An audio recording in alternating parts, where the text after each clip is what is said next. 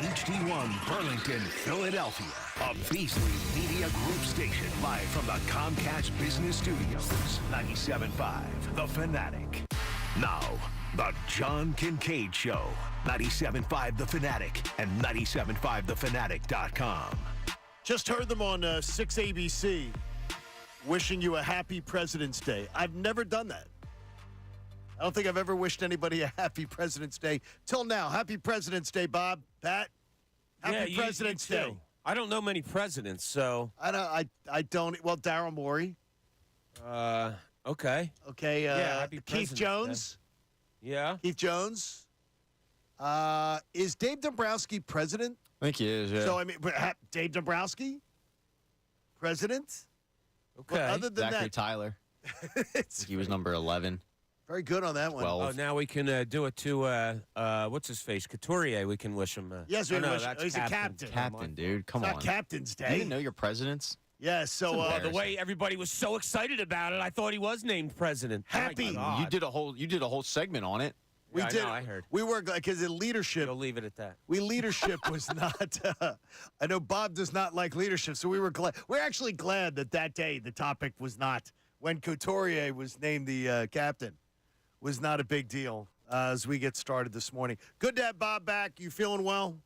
Ready to go? I am. Yeah. Good. Hopefully everything's cleared out. Thank you for not getting us sick. No, there's a lot. Yeah, it's weird. There's a lot of it going, and that's my first priority. I didn't really feel anything. I said to you, like, I don't know, a little something. And then Wednesday night, I got home from the Sixers game, and it just hit me like a ton of bricks. So, It's good.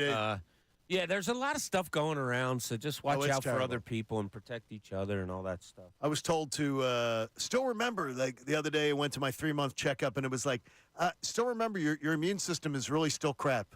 So be careful. Yeah. Like, take it. So I appreciate you looking out for everybody on here. So we enter this President's Day and we're working today. We're here for you. And one of the things I know Bob likes looking ahead. He really enjoys looking ahead. Oh, yeah. We have Phillies opening up at the end of March. We have the Union opening up this week in their play. But the Eagles are 200 days till they're opening. So, Pat, just wanted you to know, 200 days till the Eagles open. You can stop now. And in the there's a lot of work to be done, Pat, in the 200 days till that opener. No doubt.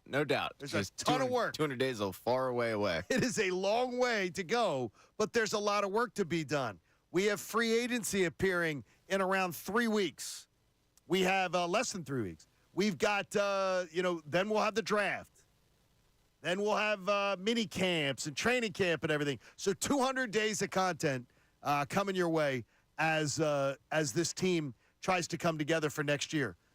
We'll have plenty on the Eagles coming up, including I've got some guys that I'm willing to part with. I went over it this weekend in depth. There's some guys that I'm willing to part with, and I'm going to help Howie create over $40 million in cap space. So that's my contribution to the offseason, and if Howie chooses to use my recommendations, he can. I was absolutely not entertained at all by the NBA All-Star Game. I may be the only one. I don't find what that was in the least bit entertaining watching last night. It doesn't resemble basketball to me. It doesn't resemble, it's just like guys out there having fun. And that's fun if you want to go. I enjoy watching them have fun. I loved watching Tyrese Maxey going into the game dressed like something out of the Cat in the Hat. And he looked like he was having a blast with the kids, with all of the emotion of the weekend. But that game, Bob, I got to tell you, it's as dumb. To me, that's as dumb as anything the Pro Bowl. We scoff at the Pro Bowl doing all their stuff. That's as dumb as anything from the Pro Bowl. See, this is where you and I differ. Okay? You watched it. Oh, I only gave it – no, I'm going to give it – I'm on it. I gave it 19 minutes of viewing time. I didn't give it 19 seconds. Look, it is what it is, and I've been to many of those, and I told you some of the best ones that I ever attended was at the end of the game, like 9 minutes to go, Kobe and LeBron looking at each other, and it took a serious note, and you could see it turn. It was like, oh, yeah, this is cool. And I saw it like 3 or 4 times. That was fun. No, I'm all right. The logo shooting, the half court shooting, no. I'm okay. I only heard the highlights on the way in this morning. I'm not kidding you. I did not watch 1 second of it. Look, that's fine. Let them have their fun. The guys deserve it. All that stuff. It's just not what I like. It's nothing. Yeah, I've seen guys do layup lines before and shoot half court shots before. You 211 points last night, Pat. Did you invest any of your time in it? Not 1 second. See, then I feel dumb a bit because I don't like it and I invested time in it. No, don't feel dumb. No, because That feels dumb because they got me to watch a little bit of it. Well, you do it for two reasons. One, you hope to find maybe some kind of entertainment out of it. Okay. Or two, which I think is the case with you last night, John, you found assurance for your reasoning. Yeah. Your reasoning being this sucks, but let me just reassure myself, oh yeah, that's why this sucks. It's ridiculous. It's absolutely ridiculous. It doesn't in any way resemble thing. I will tell you, and it sounds like an old head, but the baseball All-Star game to me is always the most interesting. I agree. Flat out. I agree.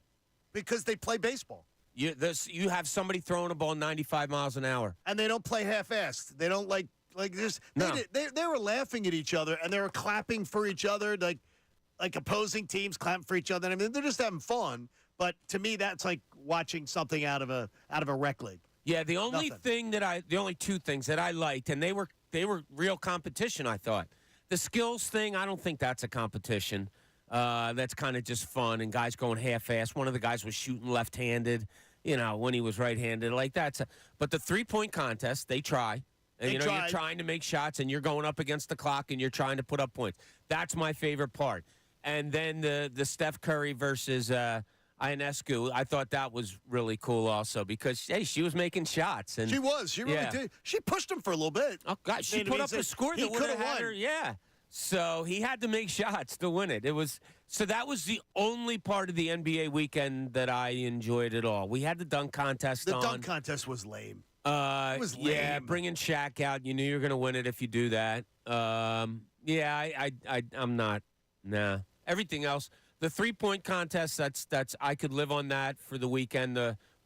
Half hour of that, and I'm done. That's okay. Pat, I heard them saying on the broadcast, NBA research tells them this targets you and your generation. Me? Yes, you guys love this. Oh, I didn't get that memo. Yeah, it's supposed to be that the commissioner believes I must have missed that. Your age group is the most focused on this weekend and loves every bit of it. Soaks it all up, and I'm going, really? Yeah. How much did you pay for that research group? Yeah, that's what I'm saying. Because I'm pushing mid-30s now, which, God, that hurts to say. But scary for you. I don't know many guys my age that were dialed into the All-Star game. So I'm going to respectfully disagree with Adam Silver on that one. I don't think my age group really liked it at all. I just find it really weird that the NBA has gotten to the point where they have to rely on people who aren't NBA players to entertain their fans on All-Star weekend. They have to bring in a female to shoot against Steph Curry. They have to bring in Mac McClung for a dunk contest. They can't entertain with their own product on All-Star in the skills competition. They have to come up with gimmicks because their own players they can't entertain because enough of them don't want to sell the game. They don't want to spend the time selling the game. Huh. Well, I looked at it differently. I looked at it as like, oh my God, look how much talent there is everywhere. You're talking women's NBA. You're talking, Mac McClung who can't break into the NBA. Like, anybody would love to take a player that's going to make their team better. He can do all these dunks and stuff, but he's just not NBA ready. He doesn't have an NBA skill set that'll make him stay there. I think it was Kenny Smith or somebody came up with next year he wants to see, like, Steph Curry and Dame Lillard against Ionescu and Caitlin Clark or something like, anything that's fun for the game of basketball, I'm for it. I understand these guys. Look, this is as great as it is to be an all-star and all. It's time off for these guys. And it's hard that you want the time off, but at the same time, you have to be everywhere at the All-Star weekend, and you have to perform at these things, and then you have to play a game. Like, it kind of sucks that these guys are trying to balance rest and duties. Is there anything different, though, with the NHL All-Star game? I don't know. Anything different with Major League Baseball All-Star game? They have home run derby. They have all that stuff, all those obligations. I mean, it looks like the NBA wants to make it a weekend of nightclubs and partying as much as it is anything. They don't want anything to take away from the nightlife of what they're doing. It's Shaq says it is lit. Like NBA All-Star Weekend, he loves it. It's so much fun. It's a great thing. But nobody's taking it seriously as far as the game itself. I remember when there were competitive All-Star games. And and actually, as you say, where like there was competition between the players. Larry Bird was trying to implore the players, hey, this is competition, play. It didn't work. They weren't listening to Larry. But ultimately, I can't get mad over an exhibition not being entertaining because it doesn't matter. Like, it doesn't count. I got you. I'm on record. Like, if it doesn't count, I don't care about it. Spring training's coming up. I don't give a rat's ass about spring training. And you and I are the same way about the preseason games. I hope everyone stays healthy. That's about my extent of caring about, spring training games. So if it doesn't count, I don't blame the players for doing some goofy stuff. Did you watch the outdoor game, Pat? On Saturday. Yeah. Did you enjoy the outdoor game? Not really. I don't like the view. I don't. It's hard to follow. I'm in the minority. I don't really like the All-Star or the All-Star games. I don't like those either. I don't like the kitschy nature of the outdoor game. I think it's lost its luster. I still love it, but I agree with you a little bit. It seemed bright, very, very bright. Like my wife and I said, it's like, I don't know if it's the ice that is shining because of the way the lights are, but it seemed very, very too bright. I couldn't follow the puck. Yeah, the puck was hard to follow. If you're a Flyers fan, it sucks that the Devils score, 32 seconds into the game, and they get down 2-0 real quick. But I like the outdoor game. The Rangers had a huge comeback yesterday with a couple of goals in the last 4 minutes and then scoring quickly in overtime. I thought New Jersey came out pretty cool, even though it's North Jersey. I thought the games were okay. I don't like the fact that the Flyers opened the door for the Devils. Now, this is going to be a knife fight to the postseason. This is going to be a wild, wild battle down to the end. But, hey, it's more entertaining. There was very, very rarely, I would think, anybody thought, if you had said to any Flyers fan, 26 games to go, the Flyers would be firmly in a playoff spot, but being chased down by 3-4 teams for that final spot. The Devils and the Islanders being the ones you got to watch out for the most right now. But, hey, that's something that's a little unexpected. Surprise. Yeah, it is. And if you want to break it down, of course, like we talk about it, they're in a place where you weren't expected to be. Can you hold on to it? I don't really care one way or the other. I just want to see this team keep growing. My scary thing is, I think we take this for granted a little bit. You're playing a rookie goalie, and he wasn't supposed to be the guy, and now here he is. And is it going to be a case? Crap out, sort of tired? Yeah, that's a heavy season. The wall. Yeah, the wall, the pressure, all of it. Now, maybe not. Maybe he's just a rock-solid goalie that'll play well for the rest of the year. But all those things that you just mentioned, John, that could come into play. I have a move-on list for the Eagles that I was working on this weekend. I think that there's ways to move on, get younger, save over $40 million in cap space. This would be absolutely a bonanza. Question is, would you be willing to sign off on the moves? We'll find out about that. We'll talk about that first next. John Kincade Show here on The Fanatic. Fanatic Sports Update. All-Star Weekend. I'm Pat Egan. The Sports Update is brought to you by BQ Basements and Concrete. If your basement or crawl space smells musty or has watermarks on the block walls, you need to get a free home inspection from the experts. Go to Basements by BQ.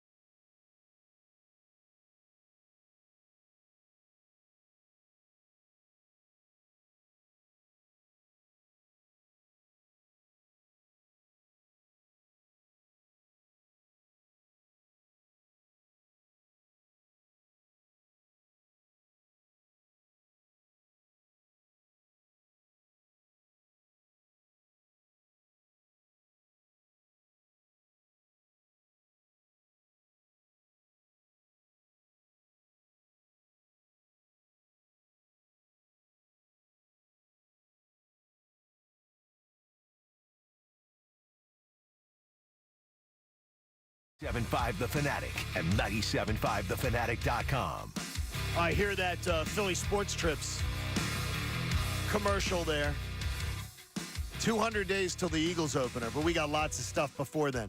I was thinking about it this morning.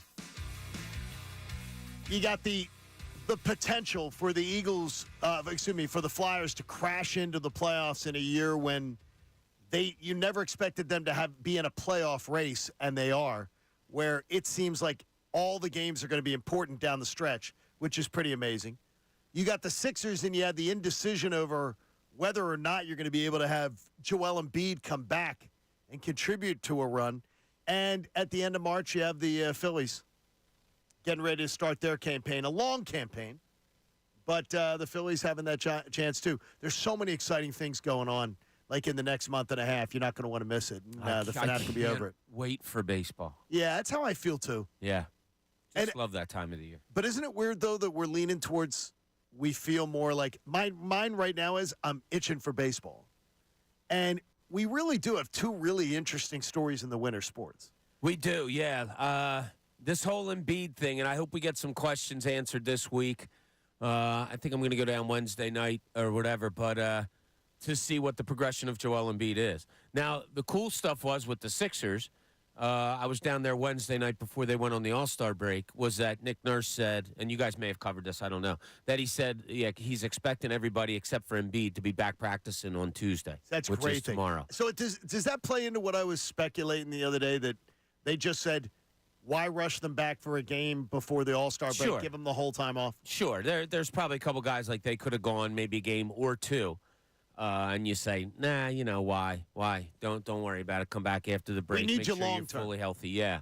So if they get everybody but Embiid back, and you can kind of look at and see what you have, and keep an eye obviously on the progression, that's interesting. And you mentioned the Flyers, man. This is fun. I refuse to, and I'm more wrong than you, way more wrong than you, John. I refuse to look at standings. I'll wait until somebody says, oh yeah, they're going to be in the playoffs or they clinched a playoff. All right, cool. I just don't look at this season like that. Like, even the other night I'm watching the game and they get down 2-0. And I'm thinking to myself, okay, let's see if these young kids can fight back. And then you get Tippett getting a couple of goals. That kid's a sniper.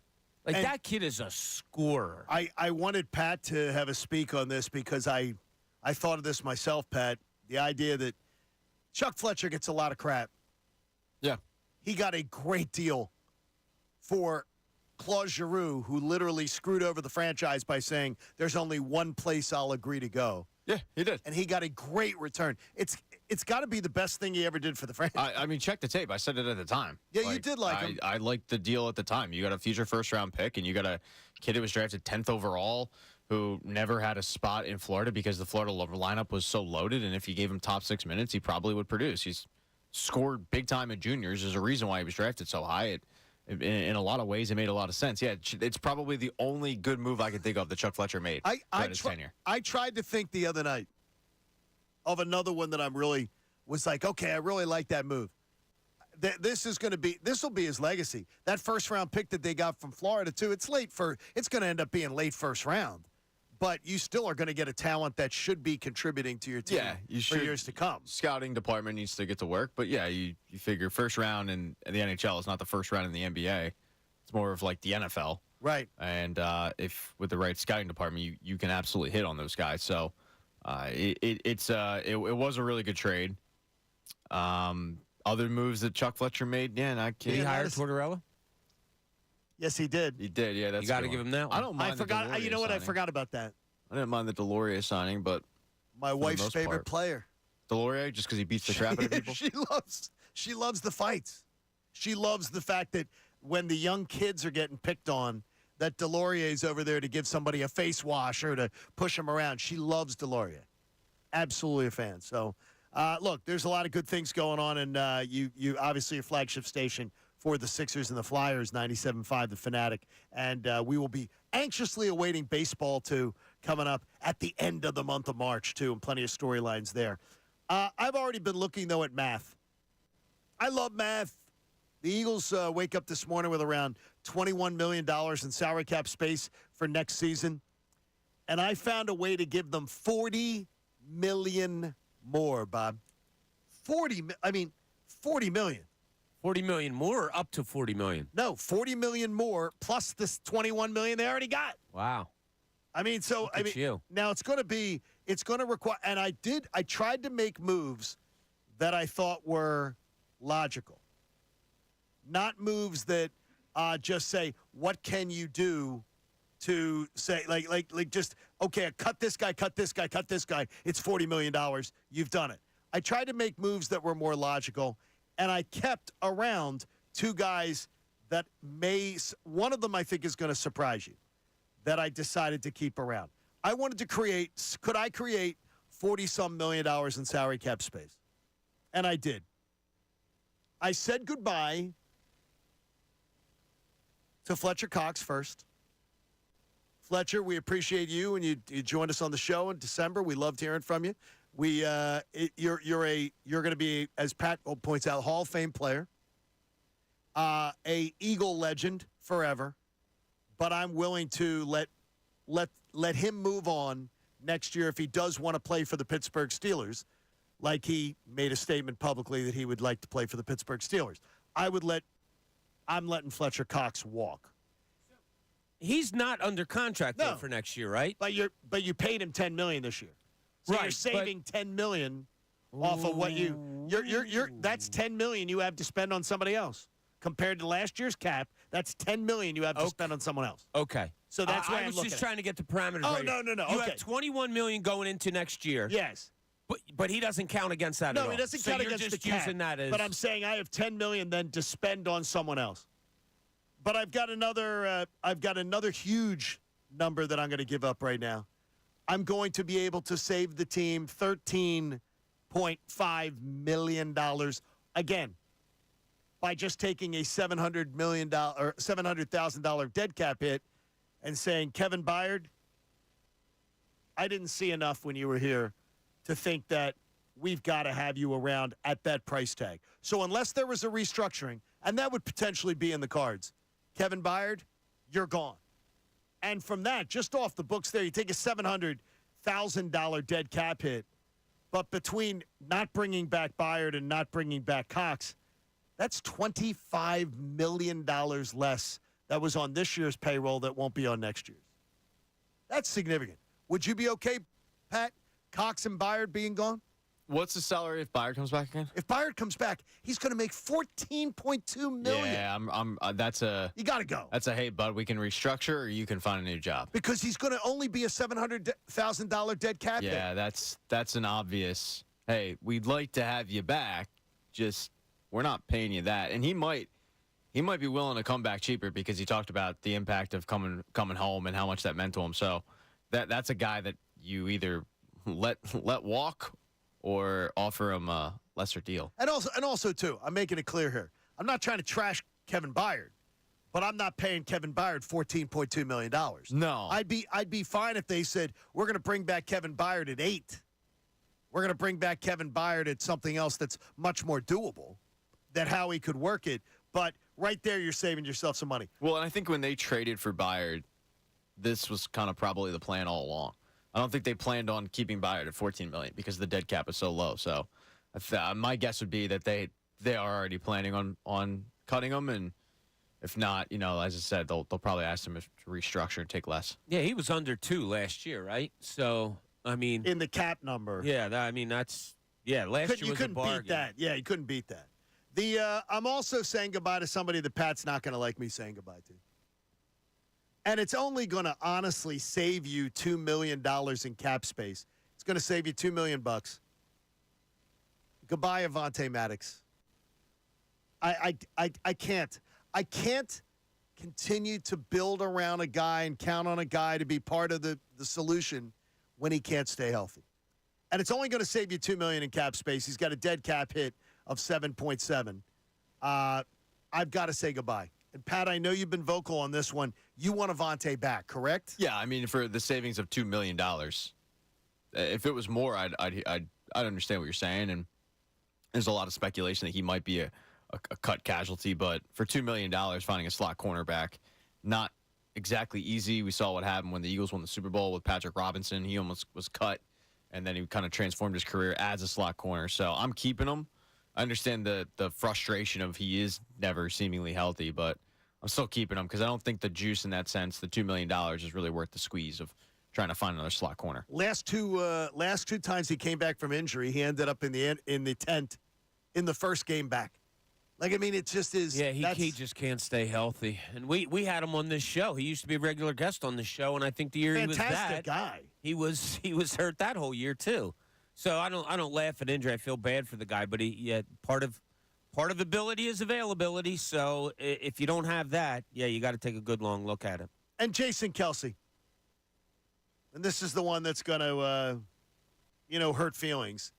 But I can't continue to do this dance. I am fine if Jason Kelce says, I'm done, enjoy your life, move on. He is, you talk about, much like Fletcher Cox, he is a legend in this town. He is forever going to be beloved everywhere that he goes. But I am willing to spend the almost $15 million elsewhere on a roster that needs reinforcement, especially on the defensive side of the ball. And you've drafted 2 offensive linemen the last 2 years in order to be prepared to make a move like this. I don't need to do the, please, Jason, come back. We'll write you love letters. We'll beg you to come back. I don't need it. And I absolutely appreciate everything that he's done for the franchise. But no, I'm okay. I'm okay with Jason Kelce moving on because that $15 million could be well spent elsewhere. Like where? Well, I can absolutely get a veteran corner for something like $5-6 million a year. You got 2 veteran corners. No, I want another one because I want another one because here's Do what you want the best player at his position? Yeah, but I'm not paying that kind of money for a center. I'm not. Yeah, I know. I hear you. Because I've drafted guys. By the way, I drafted a guy and we developed a guy that Jason Kelce said was going to be my replacement. He's the guy. I handpicked him. He's the one that I told Howie Roseman to take. So I'm ready to move on from that because I'm not paying $15 million when you've got so many other holes. And by the way, part of the reason that you had a crappy secondary and part of the reason that you didn't have money to spend on linebacker was because you were spending $15 million on a center when many teams are spending 7, 8, 6. They don't have the best in the league. I got you.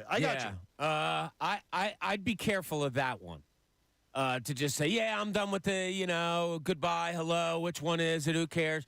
Let's just break it down to football. And like I said before, are you okay paying $15 million for the best player at his position, and Kelce's probably top 3, at any spot in the lineup?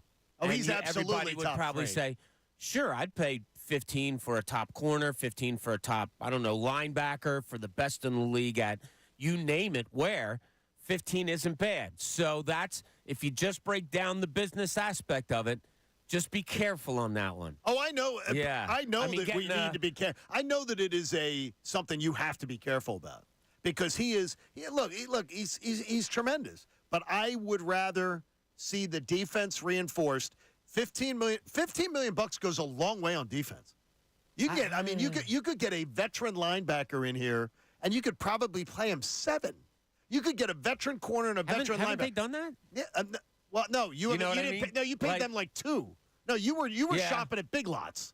You were going and getting the bargain bin. You were looking in that big DVD bin, which I'm sure, Pat, you've gone through. I used to live in that thing, yeah. Isn't that cool? Absolutely. I absolutely would sometimes on a rainy day spend trying to see if there's a good DVD of an old movie you could get for 99 cents or something. That's where the Eagles have been shopping for linebacker help, and it's usually in July and August. And Pat said the other day while you were out, Bob, if it happens again, he's going to lose his mind. If Howie is saying, well, I'm going to shop for that in the summertime, that to try to find linebackers. It's going to drive me nuts. I don't need to sign a linebacker in June, and then we sit there and look up his, a lot of tackles. I think he's going to be good. No, he's not. He's not going to be good. We've done this before. He's going to suck. And he showed us, and Howie has shown us that he's learned. He showed us that he's learned because the philosophy was never to spend at wide receiver. And he went out, and not only did he draft a first-round wide receiver in the 12th pick in the draft or whatever it was, 10th pick in the draft, but then he went out and he spent money on made sure to go and get one of the best wide receivers in the game and then give him a long-term extension. Yeah, it only took them since 2000 to figure that out, right? I get you. No, I'm not going against you. I hear you. Hopefully they learned. do. I mean, I don't think they're going to spend money on a linebacker. I think they're going to try to address it via the draft. That they're going to draft somebody and they're going to say, oh, man, this is the guy. 6'2", 250. He runs all over the place. You know, he can cover. He can fill gaps, all of that. I think that's how we're going to hear it addressed more so than whoa, look at this. They picked up a big-time linebacker in free agency. I think they're going one veteran, one. I think there will be one veteran who is not a bargain basement linebacker, and I think that there will be one draft pick. I'm guessing second round. That there'll be a second-round pick. They got 2 picks in the second round, that one of those will be taken. I would figure one of them is on someone for the secondary and someone at linebacker. And I'm still guessing, Pat, that first-round pick, as we get closer to the draft, we'll talk all about it, will end up being an offensive lineman. The best replacement, potentially, that they can find for Lane Johnson. I think that they would like to do that, but they have so many holes that I don't think so. I think you're probably looking at secondary help or defensive end. I mean, this is a franchise that lives to draft defensive linemen. I mean, they could have 50 defensive linemen, and the first round comes around. They go, you know what? We can't get more. Let's get some more. Let's load up on defensive linemen. I mean, there'd be years where you needed other things, linebacker always being one of them. And it's like, let's trade up for Broderick Bunkley. I would not surprise me at all if they went defensive end. And then, truthfully, like, they need defensive end.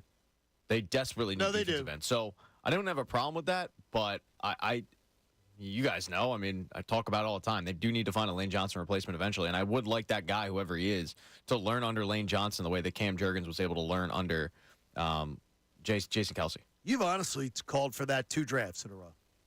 Not just this year's draft, the 22 draft. You were on the lookout for, are they going to find Lane Johnson's replacement? Yeah, I thought it could be a possibility last year. Yes. But it's just that, that's coming. And it's got to be coming. You're going to lose the best center in the league and the best right tackle in the league within the next 2 years probably. And that's a scary thought. The whole exercise to me, Bob, this weekend, though, as I sat there scribbling and I was watching the outdoor game and I'm looking at salary cap numbers and things like that, is it tells me I have zero concern. And Pat and back in the day, Jamie would try to always convince me, don't worry about Howie and the salary cap. He'll work this thing out. There's going to be plenty of money to spend. The Eagles will not be restricted on anything they want to do, going and shopping the market and going and getting anything they need to do, go out and buy. Never are. They're never restricted. Yeah, it's amazing what he does. And I saw a non-Howie fan on Twitter this weekend saying something like, yeah, let him keep the books. Don't let him draft. Let him keep the books. Find somebody else that can draft and, all that. I hear you on that. Like, sometimes, yeah. Hit and miss drafts are. They need to hit. They need to hit in the next couple of years because, like Pat said, you're losing an awfully lot of good players. I would say 2 extensions for Devontae Smith and Landon Dickerson, Pat, I had penciled in for the offseason. I would be blown away if you don't have both of them locked up by the start of the season because Howie is habitual with that. He wants to get his guys locked up early. You get a discounted price. Yep. So I would be kind of shocked. I would expect Devontae Smith before Landon Dickerson because I think the Landon Dickerson contract extension, which eventually will get signed, is going to be more of a stalemate because I think what the Eagles are going to offer is going to be less than what he wants, and they're going to offer less because of his injury history. So I could see that being a snag of like, look, we acknowledge that he is one of the best in the league, but we don't know how long he's going to be doing it because he's kind of like with Avonte Maddox. Like he's always hobbling off the field with something.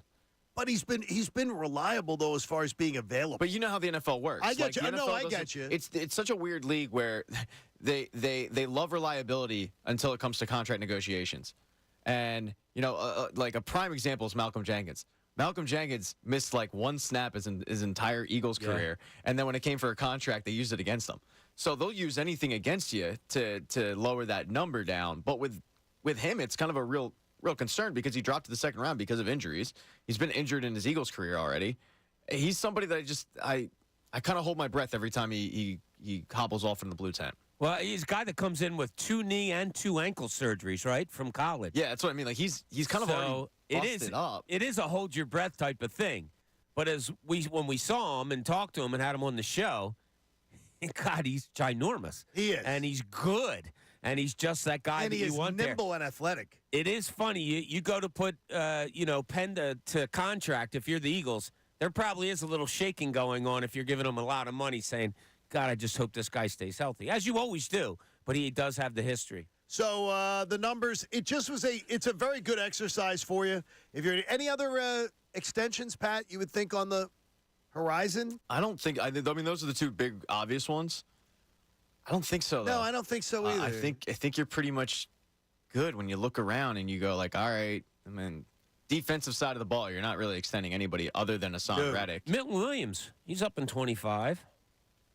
Yeah, and I guess See, that's the reaction that tells you, nah, don't worry about all it. right. He's a fine player. I'm not sweating him walking away. Unfortunately.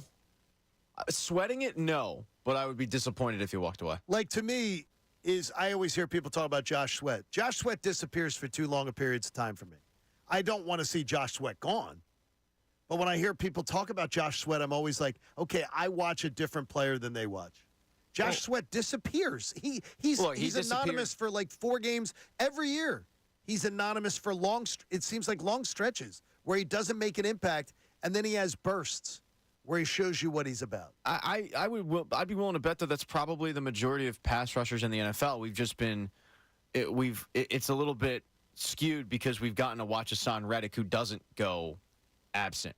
And Except this year. And on top of it, I mean, the last 2 months of the season really highlighted how absentee Josh Sweat was. So I think when you probably look at most of the guys around the league that are paid in the neighborhood of Josh Sweat, you're probably getting that of 2 games here, nothing, game here that has 2 or 3 sacks, and I don't want to just usher him out and see him walk away, because I talked about this with the Hassan Reddick thing. Like, they don't have any depth.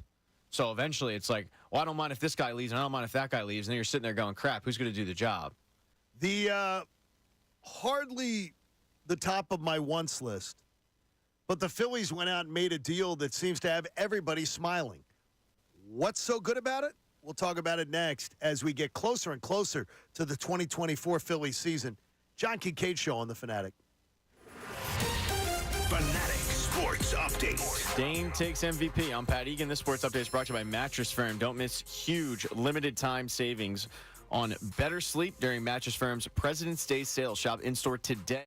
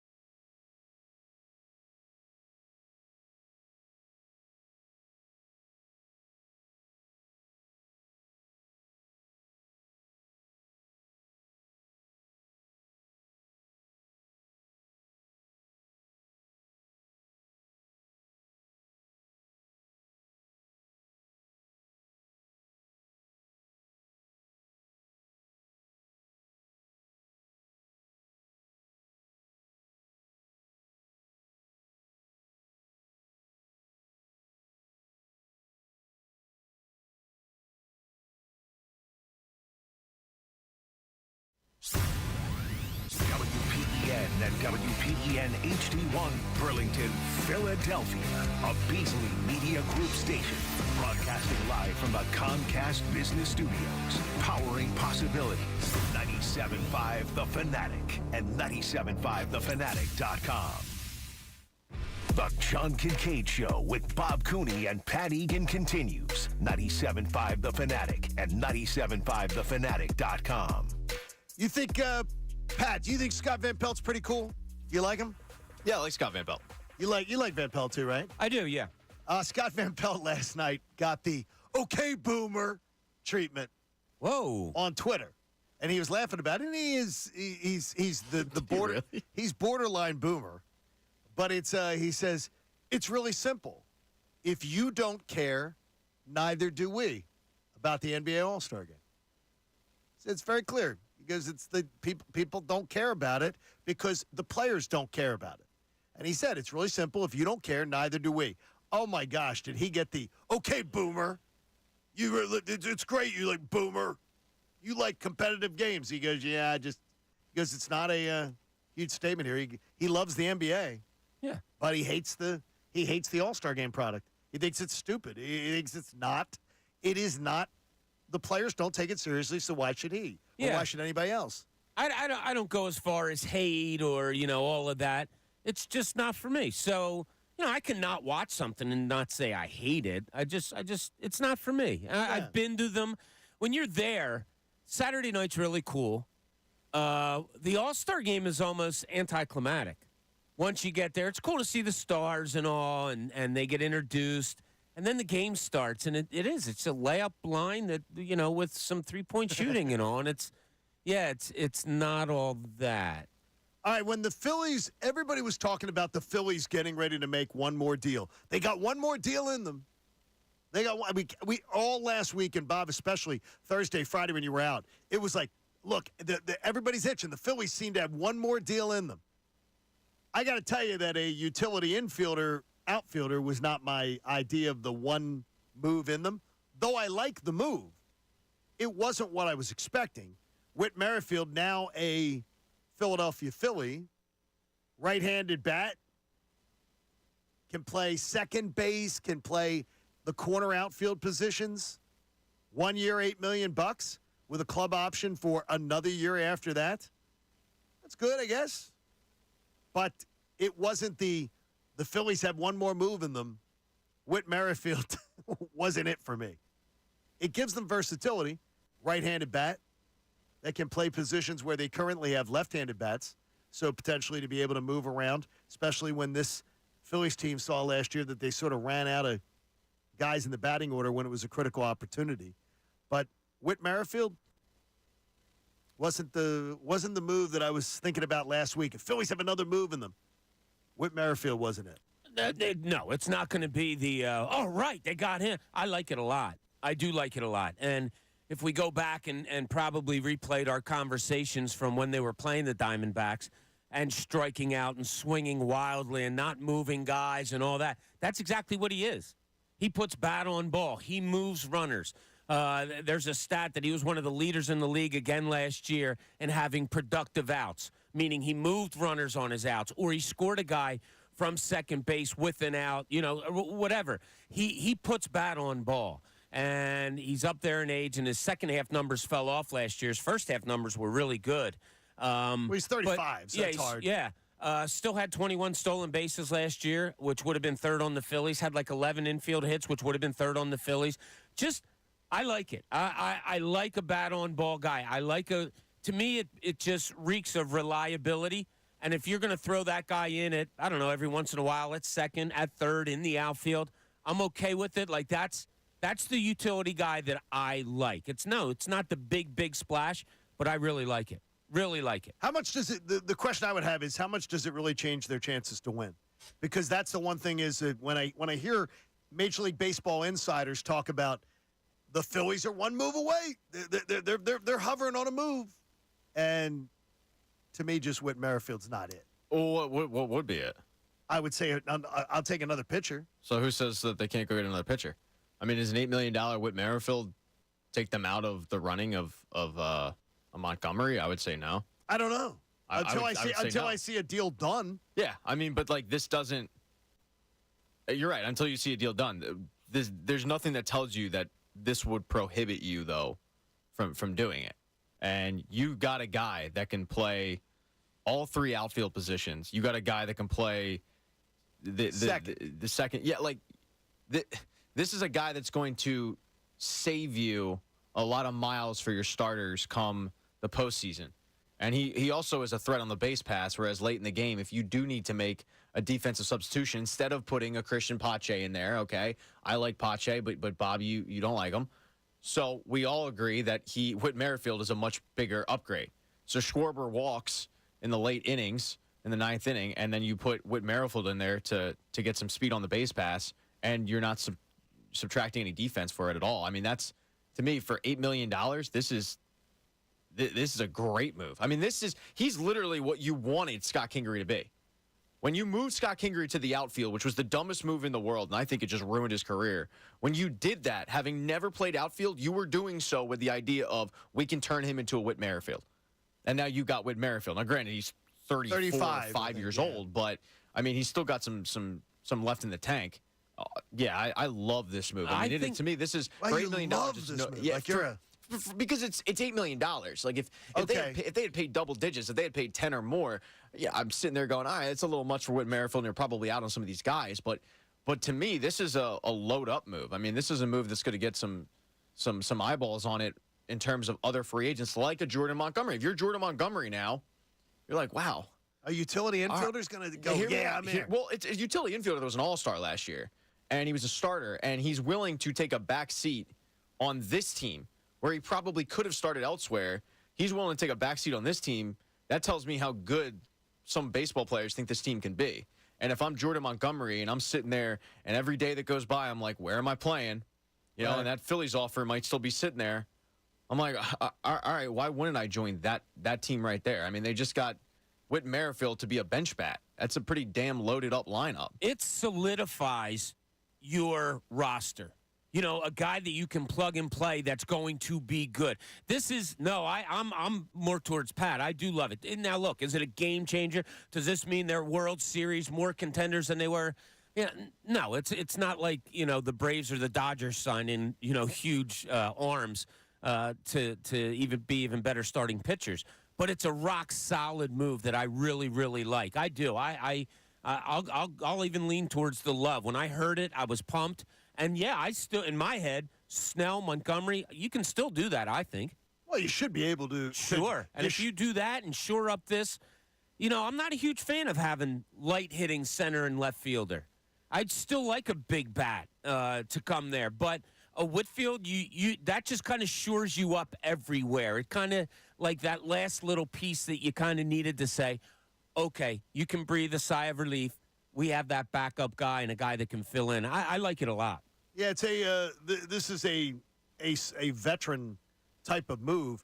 I look at the fact, though, that Merrifield found no market for a multi-year deal in Major League Baseball. They were shopping for a multi-year deal. Well, they couldn't find anybody willing to give him a multi-year deal. I mean, maybe it's a situation like Montgomery where, you know, maybe you had one and then you were looking elsewhere. And then that one team that offered it to you early in free agency found somebody else. I can't use that logic as I sit there and pine for Jordan Montgomery, who's facing the same thing. You know, he wanted a long-term deal. He wanted the big money. It wasn't out there this offseason. So at 35 years old, if you're Whit Merrifield, you have played on the Kansas City Royals and the Toronto Blue Jays. Not exactly two, you know, winning organizations right there. I'm probably like, all right, I gotta win. Like I gotta taste postseason baseball. Where can I do that? Well, Philly's a pretty good option right there. Sure. You know, and then you've also got a situation too where Marsh is out. All you have to do is beat out Rojas. Now I want to see Rojas be the everyday starter because he's the future. So do I. But if you're Whit Merrifield, you're not sitting there going, I can't wait to mentor this kid. You're going, I can't wait to take the kid's job. I gotta tell you, I love that competition. If they tell me that they're starting 35-year-old Whit Merrifield over Rojas, I'm going to be that'll make me throw up in my mouth. To me, it doesn't matter who starts early in the season. It matters who's starting towards the All-Star break and whatnot. Well, the thing is, the time in the beginning of the season, though, is the time that you can most afford to play a young guy and let him cut his teeth, and don't do what you did last year to where you bring over a big time free agent and you let him bat leadoff for what, 14 games? Hey, you know what I mean? And but my fear would be they do give Rojas 14 games. He struggles a little bit, and they go, all right, we're cutting the cord. Now maybe the reason why they did that last year was because of their schedule, and I would hope that because their schedule is so easy this year, early in the season, that they're able to go, look, we can survive, because no one's going to really notice Johan Rojas hitting 220 out of the 9-hole if you're beating teams like a drum every night. But when you're losing like they were early in the season, then, the guys that are struggling, now they've got a bright light on them. And I think that's what happened last year. Was not only was the team losing, they were losing poorly. We all remember the first game of the season against Texas. So they were losing in like gut-wrenching fashion, and then some of the bats were just silent. And it shined a light on guys like Trey Turner, and you had to make a move because, as we say all the time, you don't want to dig yourself a hole in April that could cost you in September. I'll steal this from Tim Kirchin. You do not want to – you got this week to sign Jordan Montgomery if you want him to start the year, because they need a established ramp-up period. It's got to be – you got to get him in here, and you got to get him in here this week if you want whoever you're going to sign, because if not – they're going to be behind in the throwing routine and getting amped up for the season. And teams don't trust guys. Well, I've been throwing on my own on the side. They're not counting that as part of the ramp up to the season. And that's fine with me. If you do make a splash with a Snell or a Montgomery, and they say, yeah, I'm probably going to need an extra 3 weeks or 2 weeks down in Florida before the season starts, okay, I can sacrifice 2, maybe 3 starts. That's fine with me. I don't care. I'd rather have them at the back end anyway, See, the way I look at it is that if you do, and they're talking about division title this year. Rob Thompson's talking about we got to win more games. Bryce Harper, we got to win more games in the regular season. Love that. So I love that too. But that doesn't play to, we're okay having a big pitcher come in here 3 weeks late. Well, you're not planning on that in the first place. Like right now, you're planning on getting off to a hot start with the 5 pitchers you have. Right. So you do that. Oh, and Adam Blake Snell or Adam Montgomery. Now you're like, whoa, let's get off to that fast start. Now we have another starting pitcher that we can bring in 3 weeks into the season. I'm totally fine with that. I got to look and see when they signed Arrieta, because they signed him late in the year too. We all know that Bryce Harper was signed late in free agency, but like Arrieta, I'll look up exactly when they signed him, because I remember when they made that move, that was a late. Like late? Now I don't think it was this late. But I also wouldn't have a problem with them signing him after this. Because of what Bob just said. Yeah, and I don't really need him early in the season like you would think, because usually the first week, because of the breaks, you only go 4-man rotation the first week. There's only 2 off days. There's only 2 off days in April. They don't have the super light schedule that you'd expect. I think there's 2 Thursdays that they have off. So there's a lot of games being played early on in the season. First 5 weeks, they're busy. So you have Atlanta, Baltimore day off. No, that's not accurate at all. That was spring training. I'm sorry. So you have Atlanta, day off, Atlanta. So that's what I'm saying. Like the first week of the season, because you have the day off that I hate with an unhealthy passion, that hey, let's finally play baseball. Okay, you had all that time off. Let's take it the next day off. We needed it though last year because it rained out. Opening day would have been rained out. I know why they do it. It's just the biggest bleep tease in the world. Like I finally get baseball back for a day. Bleep tease? It is. Like it's stupid. Wow, I hate it. I like it because if it's going to be a rain on opening day, you can have a day. You have a day buffer. If you have a rain on opening day and you're facing a divisional opponent, then kick opening day back to Saturday if it gets rained out, and reschedule the 3rd game of the series for a day-night doubleheader or a doubleheader, like later in the season. You're facing Atlanta. Like you face them plenty. So that's neither here nor there. Because of the day off on that Friday, you're going to go with a 4-man rotation, and because of that, you're not going to need Jordan Montgomery for a week or 2, but you do have Christopher Sanchez, so it's not like you can't slide him in there until Montgomery's ready to go. Good. Or imagine if you sign that Blake Snell and he misses, I don't know, first 3 maybe month of the season. Now maybe those 5 2/3 inning that everybody gets so upset about when Aaron Nola averaged a little over 6, but maybe that becomes 6 1/3 like Aaron Nola. And everybody's okay with it. I've heard this with the Aaron Nola thing, though, is Aaron Nola might be the most criticized, very good player in this town. I'm not criticizing him. No, but I'm saying is people comparing anything to to what Aaron Nola gives us, Aaron Nola gets ripped in this town constantly. But he goes even out when there. He's good. Yeah, but he's always out there and he's always pitching innings. And that was my thing last week when we were talking about it. Snow pitched 180 innings over 33 starts. Nola went 200 innings over the same amount of time. So, we're talking 20 like 2 innings, outs a 60 game. outs. Yeah. So, I mean, look at it that way. If Snow comes in later, maybe you get him more in a game than you would have, in his Cy Young winning season of a year ago. All right, so real quick, I have some answers for the Jake Arrieta stuff. So he signed March 11th. Wow. And his first start of the season was April 8th. So 4 weeks. So, yeah, it's 4 weeks. I don't necessarily, and I'd have to look at the Phillies schedule that year, but it doesn't look like he missed a ton of time in terms of, like, getting on the mound for the Phils. So it didn't seem like he needed this giant ramp up. I do think that these guys are training. They're just not training in the complex. Well, let's go back to Wheeler. Was it last year or 2 years ago?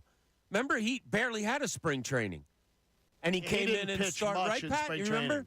He got late to spring training. Was he only pitched a little bit, and it wasn't a visa problem. No, only pitched a little bit. He couldn't get in from Atlanta. And then, I'll look it up. But I seem to remember that he had a very, very limited spring training, and then boom, came out and started, his normal rotation. Yeah, I really don't think it would matter as much as we might think. I'll tell you, I believe it would probably affect the hitters more than the pitchers. The pitchers can grab a high school kid and start throwing to him. But the batters, that's different. I mean, the hitters at this point, the pitchers at this point know how to ramp up for spring training. You go out there, you long toss, you throw a bullpen session. I mean, hitters, that's all timing and stuff. So when Bryce Harper signed late in the season, I was more worried about it than if a Jordan Montgomery or a Jake Arrieta back in 2018 when they signed. They're still training. They're not sitting on the couch. God bless you from the comments that I read this weekend from Rob Thompson and from Bryce Harper. God bless it if they actually believe what they say. The regular season's taking on more importance to them. They're tired of finishing. They're tired of not being I've bitched about it for 2 years. I'm tired of the nonchalant attitude about the regular season. To hear Bryce Harper, we got to win more games in the regular season. We got to win more games. That I love the mentality of yes. Now we're going to take the regular season seriously. We're not just going to worry about we're going to turn it on in October. Just get to the playoffs. We'll be there. I love the attitude of we got to play better in the regular season. Got to win more games. And for the Phillies, that should be something that front and center. And it appears it is. Appears to be one of their spring talking points. Yeah. In 2022, he threw, Wheeler we're talking about, John, on April 1st, threw 45 pitches. His next start was scratched because of rain, and then went on to start the regular season. So, he went in and barely had any work. Well, he pitched in like a spring bullpen training, game, and right? then he pitched. I was just 45 reading pitches. 45 pitches here against prospects.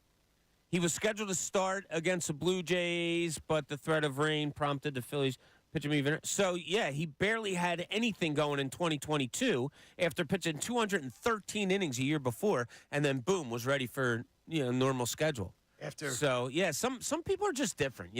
Some people can just come in and God, how are they ready to go? And they are. He might be one of them. Yeah, it could very well be. We're going to look at a lot of different things, and one of them is Bob's finally ready to admit it. He says he's a snob. We'll see if we agree with him. Next, John Kincade Show on The Fanatic. Fanatic Sports Update. Defense on point. I'm Pat Egan. The Sports Update is brought to you by PhillySportsTrips.com. Reserve your trip to Brazil with hundreds.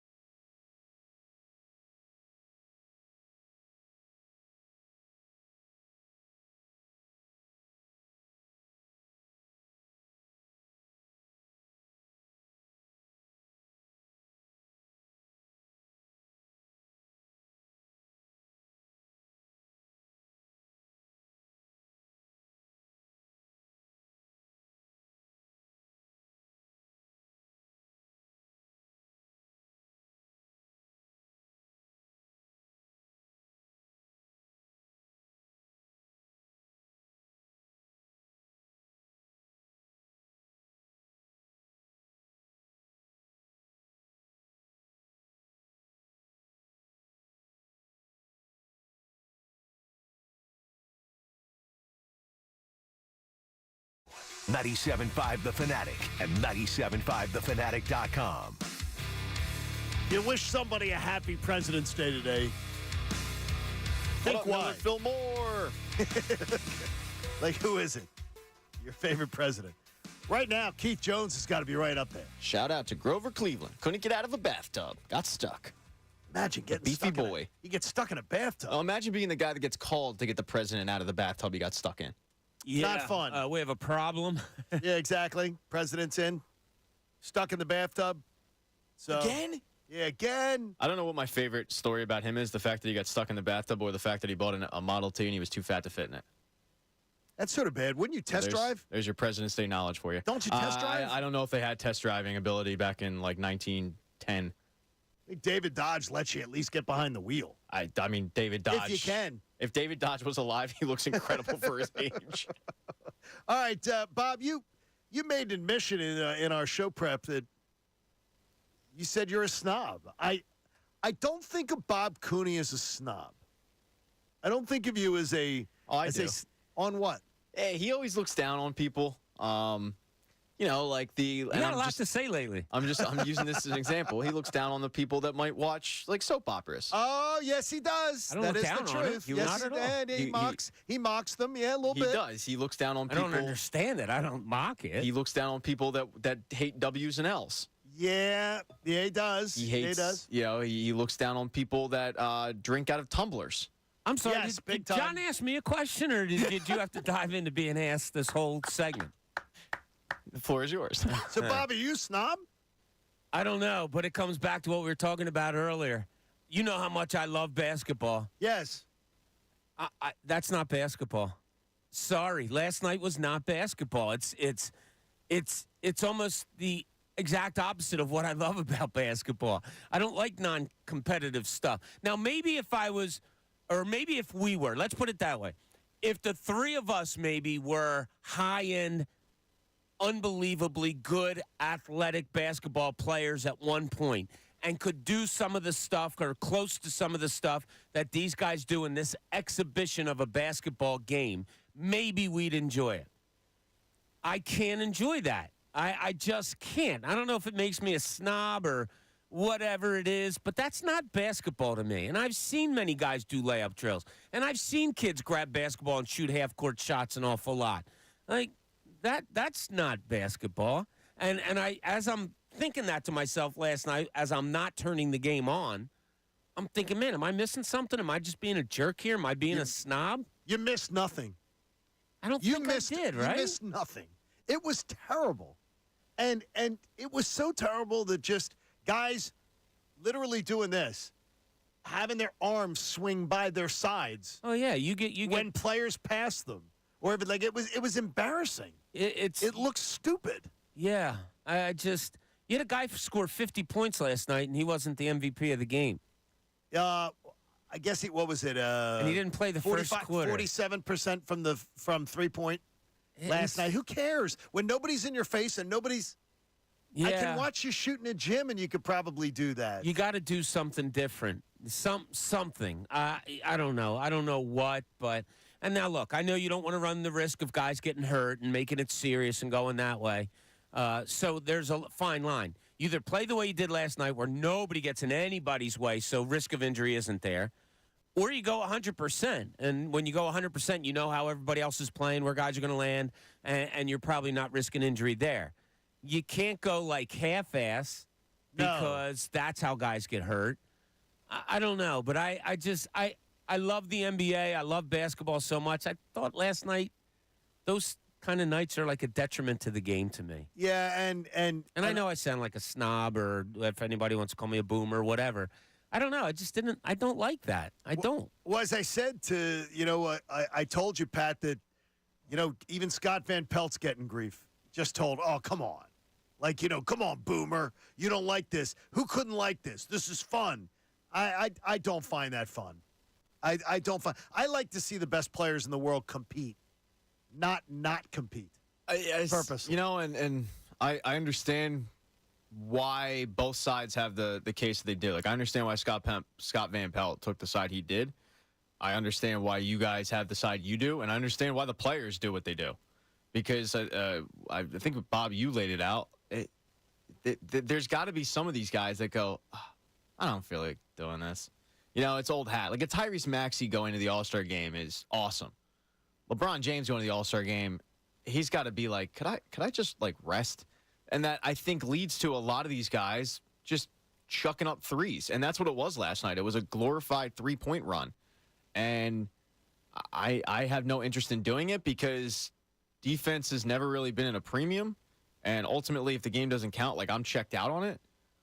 But I understand why a lot of basketball purists don't like it. And I wish that more basketball purists, like Bob, just said, you know what, I'm going to take tonight off. I mean, maybe I could use a break. Because that's not pure because it's basketball. it's not even close. I mean, you're not going to see, and I don't blame the players for doing what they're doing. I really don't. Like, what's the incentive for them to go hard? I mean, I remember. Well, they make the winning team gets more money than the losing team. Not that they make so much money. Yeah, I think they're all right. I mean, really, you're at that point. If you're LeBron and Karl Anthony Towns, all these max guys, you're basically doing that for the Scotty Barnes of the world. But I made the case a couple years ago when Embiid made his first All-Star game. I was hosting solo, and I said, like, he shouldn't go. I don't mean to be this guy. I don't mean to be like Bubble Boy, but I don't want to see him get injured in an All-Star game.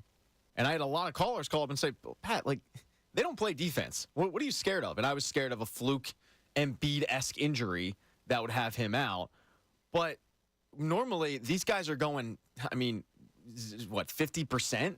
At you don't really worry about it. Whereas if they did go 100%, you probably would see an uptick in injuries. And then it's a whole different argument because now, could you imagine if the best player on a team got injured in an exhibition game, that a lot of NBA fans are like you guys saying, like, this sucks.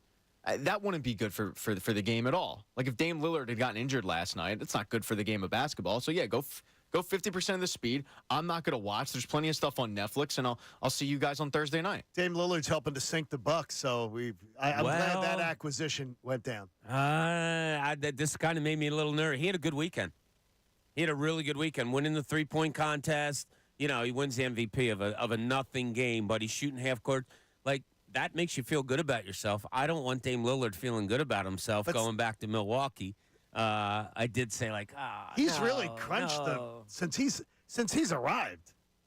They're a dumpster fire, though. I think since the coaches arrived, they become more of a dumpster Even more. fire. Yeah, it was more. I mean, they're 3-8 since Doc Rivers has taken over. 3-8. But they were a dumpster fire that got their coach fired, which is crazy. No, I think they their were coach such left. disarray, though. Yeah, I don't think that something weird was going on there. Wait, you think he could have quit on his own? I told you at the beginning of the season when Stotts was there as an assistant coach, a guy that's so well respected throughout the league, got up and left. I think I said to you, and I talked about it off air. I think I said, like, God, that's really weird because he is a good dude and very well respected.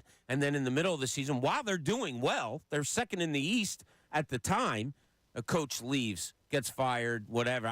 There was something going on that I don't know about. I think, and that all lends to why do you hire a veteran coach like a Doc Rivers? Well, you think that's going to bring stability. Well, not yet, and that's okay. I have a off-season move for the Eagles that's going to put a smile on Pat's face because he'll be able to use some drops that are probably, right in his repertoire.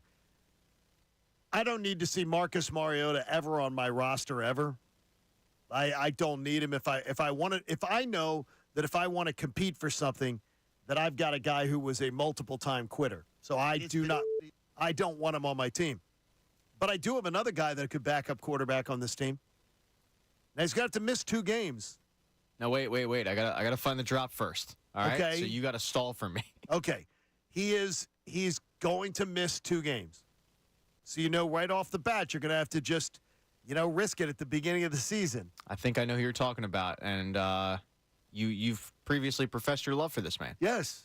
I would absolutely marry Jimmy Garoppolo. Yes, that's who I'm marrying. Jimmy Garoppolo is the backup quarterback of the Philadelphia Eagles. He used prescribed medication without having a valid therapeutic use exemption from the league.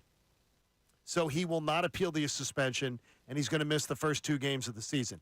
Jimmy Garoppolo is a hell of a lot better option than Marcus Mariota. And you can don't upgrade want something him like here that. even a little bit. Not well. No, what do you have a problem with Jimmy Garoppolo? I don't have a problem with him. I have a problem with you. If he does come here, I do not want to hear the overly,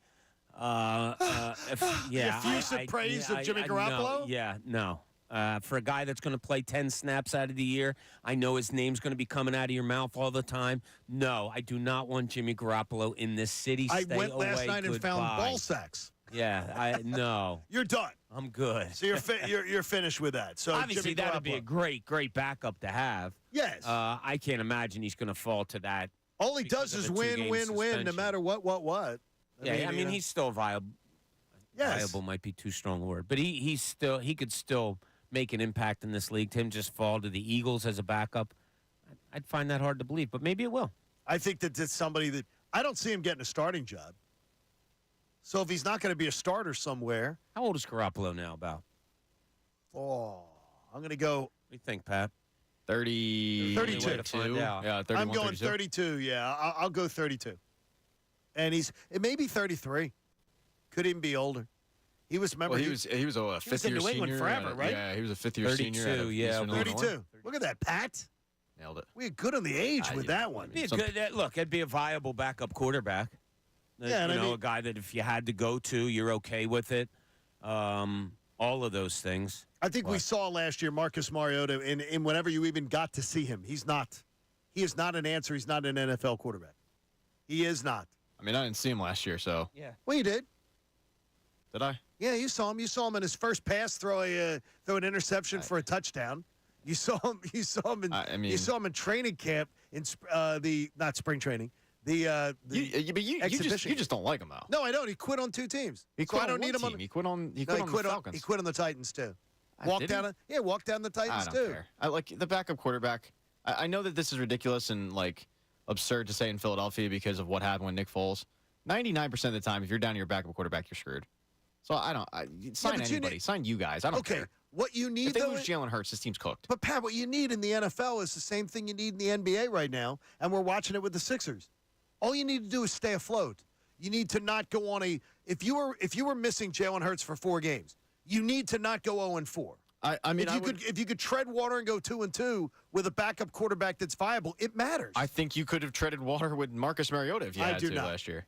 That's just where we disagree. Yeah, I do not. He can't. I mean, yes, I think Jimmy Garoppolo is an upgrade, but ultimately, I'd still believe if you're down to your backup quarterback, you're screwed. He's got a noodle arm, But I have and no confidence. And you have to. Sometimes you got to be able to just get by. But Jimmy Garoppolo doesn't fit the offense. At least you would think. If Nick Sirianni, that was the whole thing, bringing Marcus Mariota in. Well, he fits the offense better than Gardner Minshew.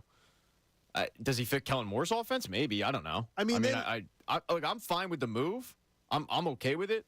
I'm not going to get too excited about it. I'm not going to get angry about it because ultimately it's a backup. But I do wonder, do they even entertain that? Because they probably would want a more mobile quarterback to mirror what Jalen Hurts gives them. And that's not Jimmy Garoppolo. I would never have let Minshew leave myself, because I think this is an organization that should value the backup quarterback and should know with Jalen Hurts that sometimes he's going to get dinged up. It's going to happen. You've got to have a good insurance policy there. Yeah, I guess I got to say, like Gardner Minshew, Jimmy Garoppolo, with all the things that we've talked about with the Eagles, 30th, 31st on my list of priorities. You have so many things you got to shore up on this team. They'll get to the backup quarterback, but you bring up a great point, John. Like that would be a good guy to have as a backup. Pat also has a good point in that. Does he fit a Kellen Winslow? I knew I was going to do that one. Kellen Moore type offense. I don't know about Kellen Winslow's Well, that's right. You had offense. the president wrong. You had the president wrong anyway. It was Taft. Oh, was it Taft? Yeah. Who was I saying? Taft in the tub? Yeah, it was Taft in the top. Yeah. All right. So we don't know sports. I didn't say that. I didn't want to say anything, but once you got to bust my stones, I got to come right back to you. I'm seriously though. I think the backup quarterback thing will probably come down to May. Oh yeah, by the way, we got to get one of those. This weekend, I had something that I'm going to tell you about coming up, where one of our compadres on the weekend, Bill Colarulo, on Saturday and Sunday mornings, doing a nice job. He was getting jumped by fans. I'll tell you what he was getting jumped about coming up.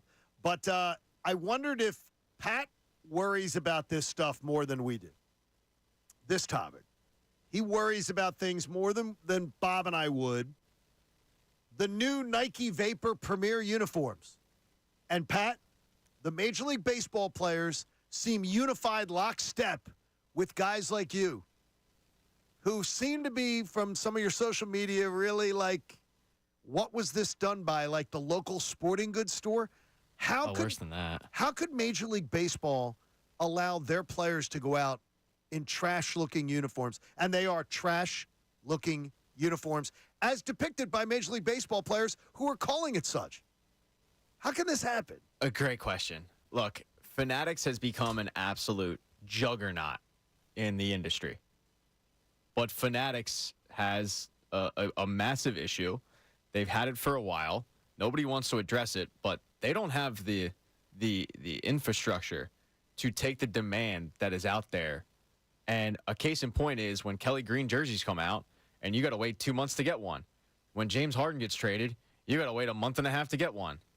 And now you're seeing a situation where I don't think they were prepared at all to give Major League Baseball a quality product, and they just threw any crap out there.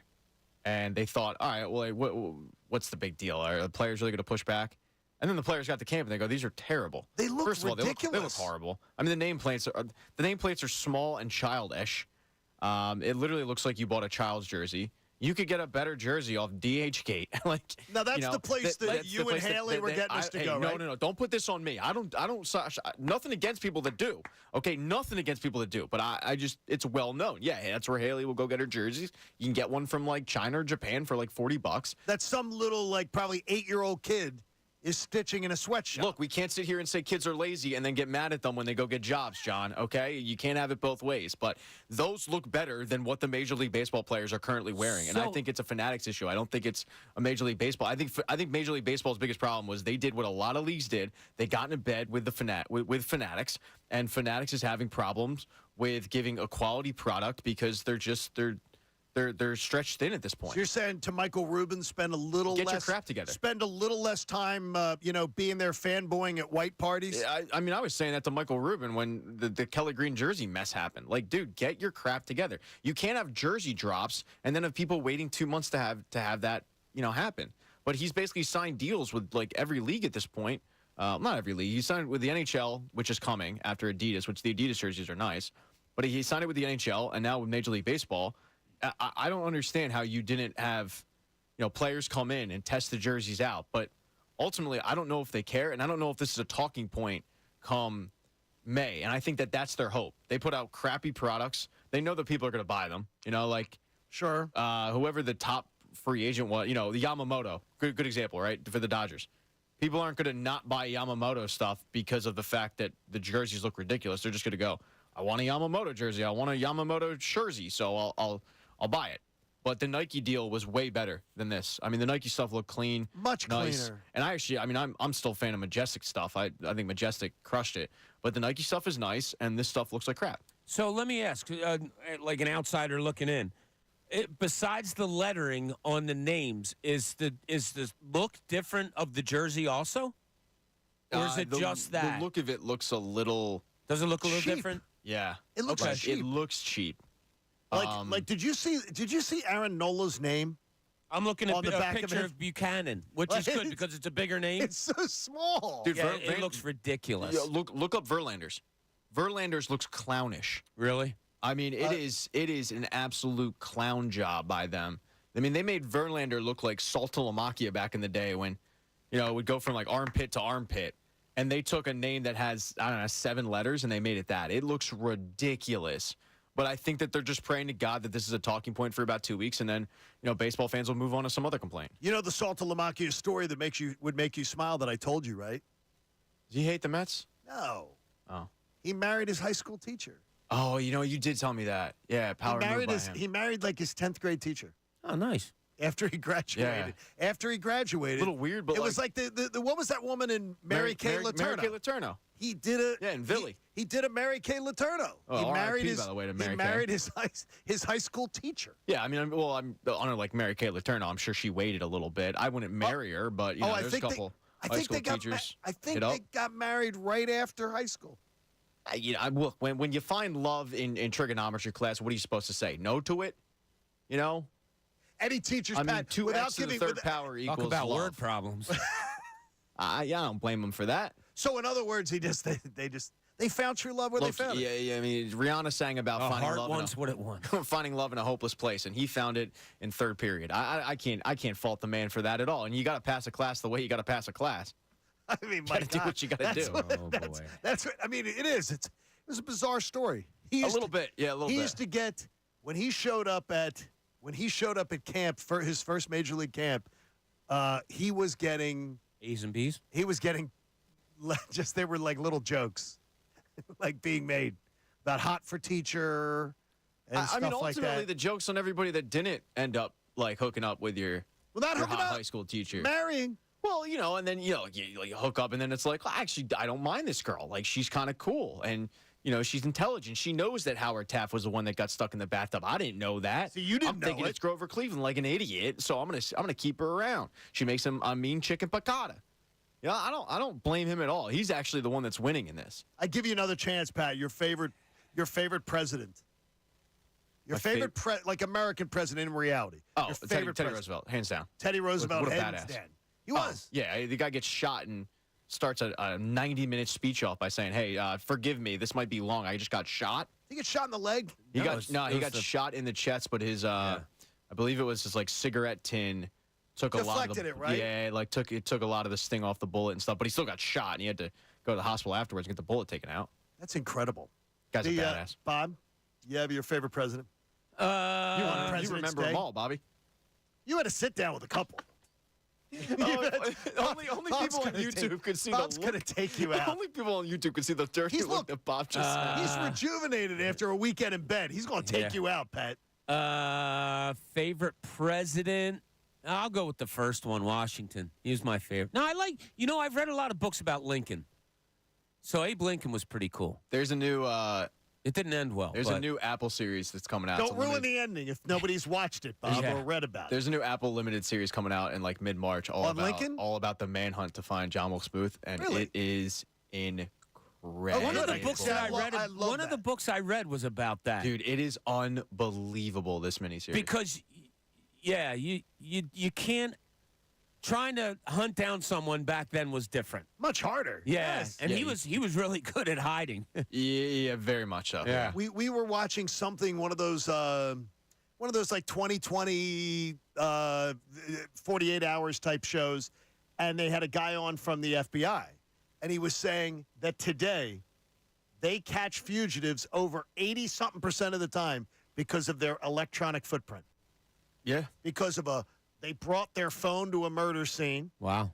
They are tracked through contacting somebody through it. They call somebody's cell phone. Bobby's taking notes and they're right able to now ping. for So you got to be smart. Later. Don't use the cell phone if you're on the run. How about you just don't kill people? Well, Pat, you take the easy way out of every subject. I know, but a little guy like me can't do jail time. So, folks, to wrap up this PSA, don't kill people. It's funny. I don't know about favorite president, but I know when I would love to have followed presidencies, and that's in this. I told you guys before, the '60s were such a fascinating time to me. Volatile time. Yeah, volatile. Dr. Martin Luther King. This being Black History Month, I said at the beginning of the month that like if you can learn something every day.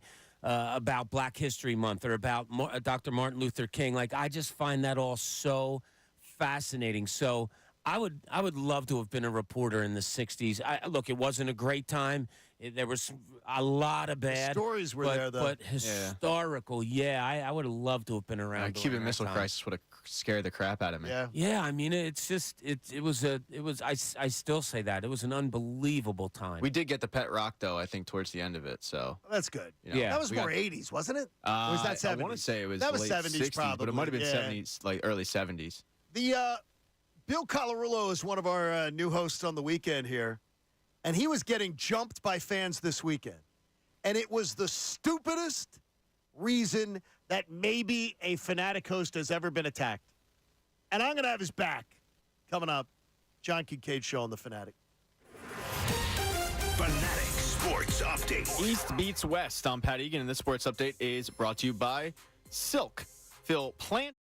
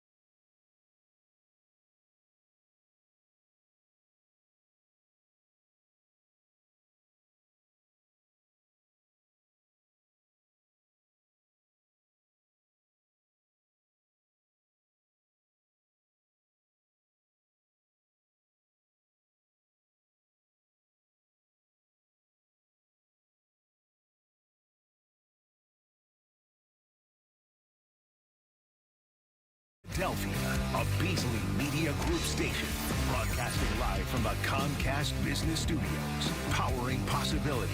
97.5 The Fanatic and 97.5thefanatic.com. The John Kincade Show with Bob Cooney and Pat Egan continues. 97.5 The Fanatic and 97.5thefanatic.com. We don't know if Bob got Brendan Gunn sick, but Gunner out today. Haley back there by herself, and then Colin comes around the corner. Colin to make sure that all the content for the website's rolling along and looking great. So Noobs is out of bed this morning. He said, well, I said, I thought you'd be taking the national holiday off. He said, he didn't get told. You think content stops? That's what he. Content don't well, stop? with Colin Newby, content never stops. He is Noobs? constantly on top. I don't know if I can go Noobs. You can't? I don't know. See, I think Noobs is just appropriate. I think it's just a very. I'm going to call him Colin. Just call him Colin. Yeah, or Newbie.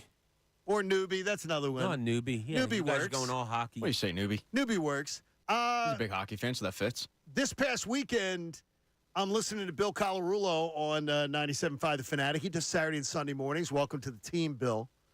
And he was having a conversation about, where's the confidence level for each of the franchises along the lines. Very much an off-season type topic. Who's going to win the next championship here in town? Who do people have confidence in? So he puts up a poll question. And the poll question he puts up for his show, and I guess Silvana's with him, is who's going to win the next championship? Eagles, Phillies, Flyers, Sixers. Eagles, Sixers, Flyers, doesn't matter. The four teams. And he was getting jumped on Twitter and X and everything about it. Pat, do you know why? I have no idea why. He was getting jumped. Twitter's a cesspool, but right. I could only imagine. You have no idea why? No. Bob, I told you the answer. Soccer fans united against him. This is a disgrace. 97.5 is the Union's flagship station, and they're not even on the poll question? This poll question is complete disrespect. Oh, my gosh. The Union's not on here? Disgrace. And it was like literally where, hey, somebody put it on. Hey, jump on board. Start jumping on board. Let's crush this guy because he didn't put the Union on the poll question. Well, excuse me. For those of you who are too dense to understand how X works, or Twitter, which I'll still call it Twitter, after pretty much you've had 16, 17 years to understand how it works, you are allowed 4 options on a poll question. You're allowed 4.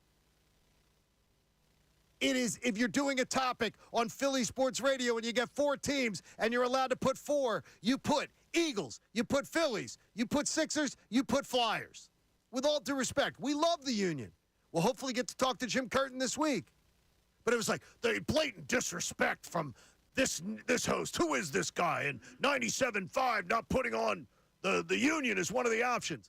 Dude, there's 4 options in a poll question. And the Union aren't there yet to crash the top 4, whether you try to spin it that they are or not. And we love you, Union fans. We do. We love, but it's that's stupid to be jumping it. That's absolutely a stupid thing to be jumping a host about. And it was not a few. Oh, my gosh, blatant disrespect. No, it wasn't disrespect. You only get 4 teams on a poll question. And by the way, answer Bill's poll question. Today, gut instinct. Who's the team? How was the question phrased? Who will be the next team to win a championship? The age-old radio question. Mm-hmm. The Union. You have the Union as the one. Yeah. Pat? Oh, man. I'm honest to God, my first thought was the Union. I'm reading about the offseason. I'm not feeling that. Yeah, and I'm excited to talk to Jim about it when we get him on because they didn't make a ton of moves in the offseason. And they lost. But my gut would be the Union because looking at the landscape, I don't think it's the Sixers for a while. They haven't beat, obviously, but it's certainly not this year. Like, I think the Union could, because they're so well coached and they do constantly find those diamonds in the rough that other teams cast off. I could see the Union being in the championship this year. I don't know if I could see the Eagles with their defense until I see what they do in the draft and free agency for that matter. The Flyers, I don't think are there yet, not even close. Couldn't you put the Sixers, Phillies in that mix? Phillies, that was the one that had me pause. But baseball is such a long, weird season, and it's not like baseball or soccer isn't. Soccer goes from February until October, but baseball has so many games and so many variables could happen that I go Union 1A, Phillies 1B, and everybody else is not really there. I would go Phillies, Eagles. Phillies, Eagles, Union as my 3. Yeah, Eagles have they have a lot of work to do. Not to saying that they can't get somewhere good, and they should.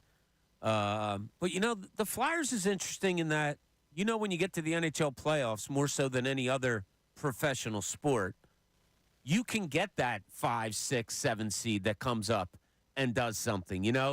That's not uncommon no. in the NHL. And then when you talk in a couple years having a Michkov and, some of these younger players like Tippett and all those guys, and now you have a Drysdale, a skating defenseman on the back end, maybe they're not as far off as we're thinking. I'm just saying maybe. I don't know. Well, championships are. Michkov is a great thing to watch. Pat, I absolutely am spending time minimum twice a week watching the Michkov highlights. I had to mute the word Michkov from Twitter because I got so sick of the highlights and stuff. Really? Yeah. Why are you sick of it? I'm sick of it because it's not happening for 2+ years. So because of that, it's like, okay, cool. I can only watch so many KHL highlights. I could rattle off the guys from the KHL that were, studs and came over and did virtually nothing. And I'm not saying that he's going to be one of those guys, but I just got sick of the constant, and I by the way, I got sick of Saric highlights from Anadolf F's of the Turkish league. Like, it's the same thing to me. No. The player is not. But you don't know that. Like, yes, we do. You don't. Yes, we do. You don't. Yes, we do. How do you know? Because Saric is not an international prospect the way that Michkov is. Saric was drafted 10th overall and would have been higher had it not been for the fact he was staying over for 2 years. You don't know what happens when Russians come over and they have to play the North American game. I think he will be a stud. No doubt I think he'll be a stud. But to say that we know, we don't know. We have no idea. We'll revisit. He could be Nikita Filatov. No, because if we revisit and he ends up being a stud, you'll go, see, I was right. Yeah, that's exactly what I would do. I would say I was right. But I'm saying I think he will also be good. But to say emphatically that we do know, after having hindsight being what it is, we don't know. We have hindsight because we know what Saric became. But Saric would have been a top, 5 pick in that draft had it not been for the fact that he was waiting 2 years to come over? Where would you have had him, Bobby? When you were covering that stuff? Yeah, I was one of the few that. Yes, you're right. What you're saying is right, Pat. Had he not been able to come over for 2 years and the unknown about that, he probably fell, and he only fell to 10. You're probably right. He would have been a top 5. I didn't seeing highlights of him and all of those stuff in the Olympics and talking to people. A peace player was what I was told, and that's what he turned out to be. I think Michkov's going to be a stud, but there's a lot more misses in the first round of the NBA draft than there in first round of the NHL draft. Oh, I wholeheartedly disagree with you.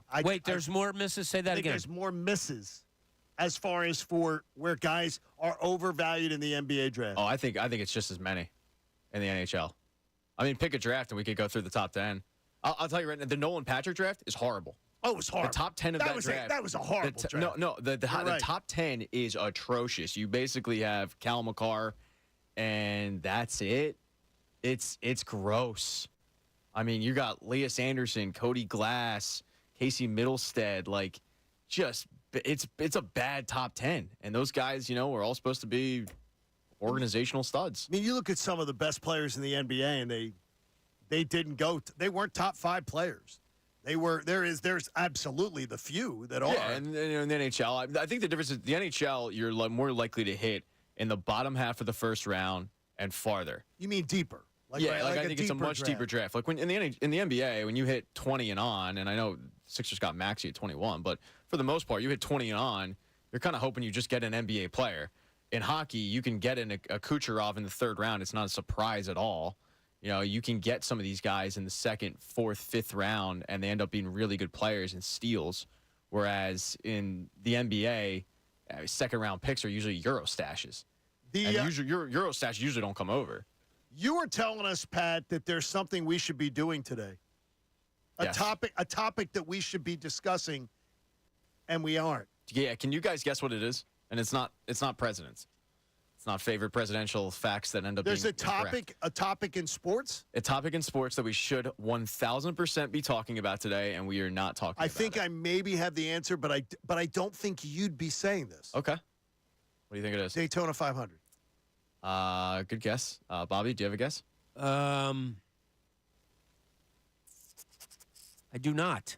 All right. To quote the great Bob Cooney, how in the holy hell are we not talking about the Super Bowl today? You better watch yourself. About the Super Bowl? You better watch yourself. How are we not talking about it? The Super Bowl? How are we not talking about the Super Bowl today? Not the Super Bowl that just happened. Why isn't the Super Bowl yesterday? The Super Bowl should have been yesterday. We should be recapping the Super Bowl today. President's Day should be the day after the Super Bowl. They need to back up the season. They need to back up the season by 1 week or add another game, which I know the players don't want. I don't blame them. But it should be, and we talk about this every year, the talking point comes up of making the day after Super Bowl Sunday a national holiday. It's not going to move to Saturday, which I'd be a fan of, but to make the Monday after. And to make the Monday after the Super Bowl is, as a sports fan, I think absurd. To make a national holiday based, you talk about owning day of the week, like that would be the ultimate, hey, country's run by the NFL. But you literally have a week after where there is a national holiday in place. If you back up the season by 1 week, which won't kill anybody, it's not going to matter that much. Right. You literally have your built-in day after the Super Bowl, everybody's off, everyone can enjoy themselves.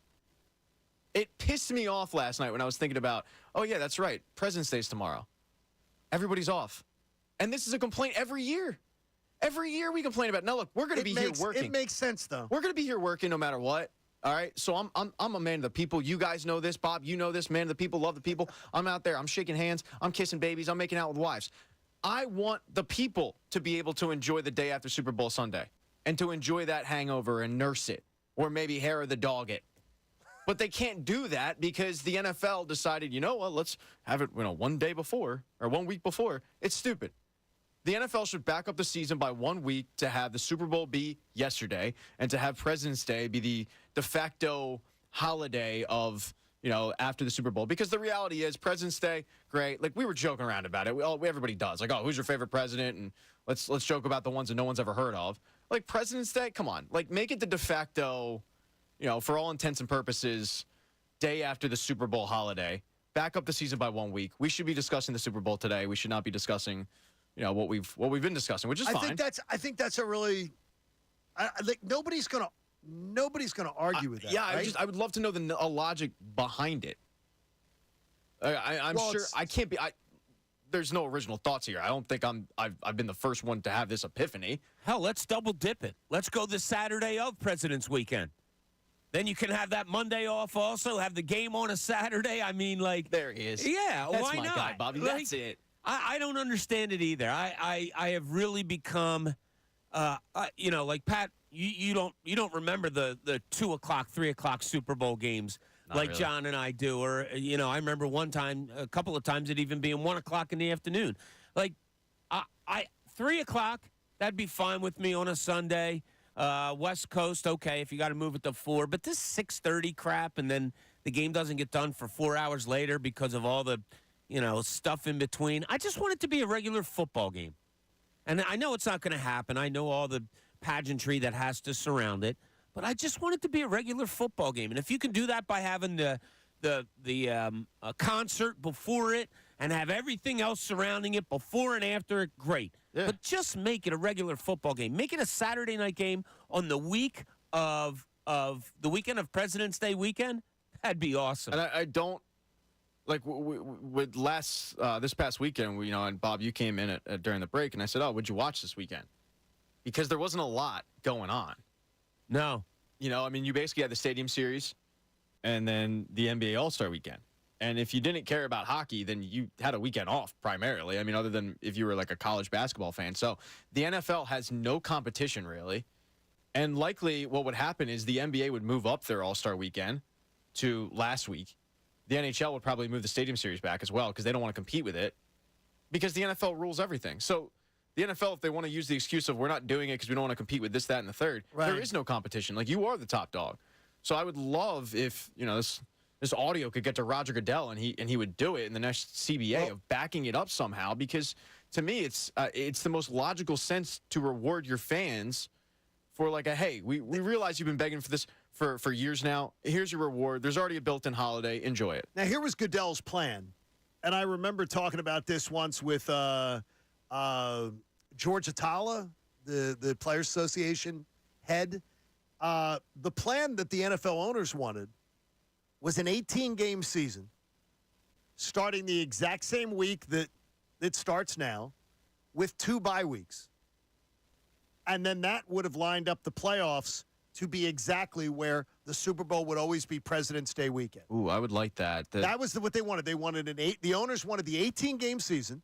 They wanted to build in 2 bye weeks, and you were guaranteed to have a bye week in the first half of the year. You were guaranteed to have a bye week in the second half of the year. So 18 games were played over 20 weeks.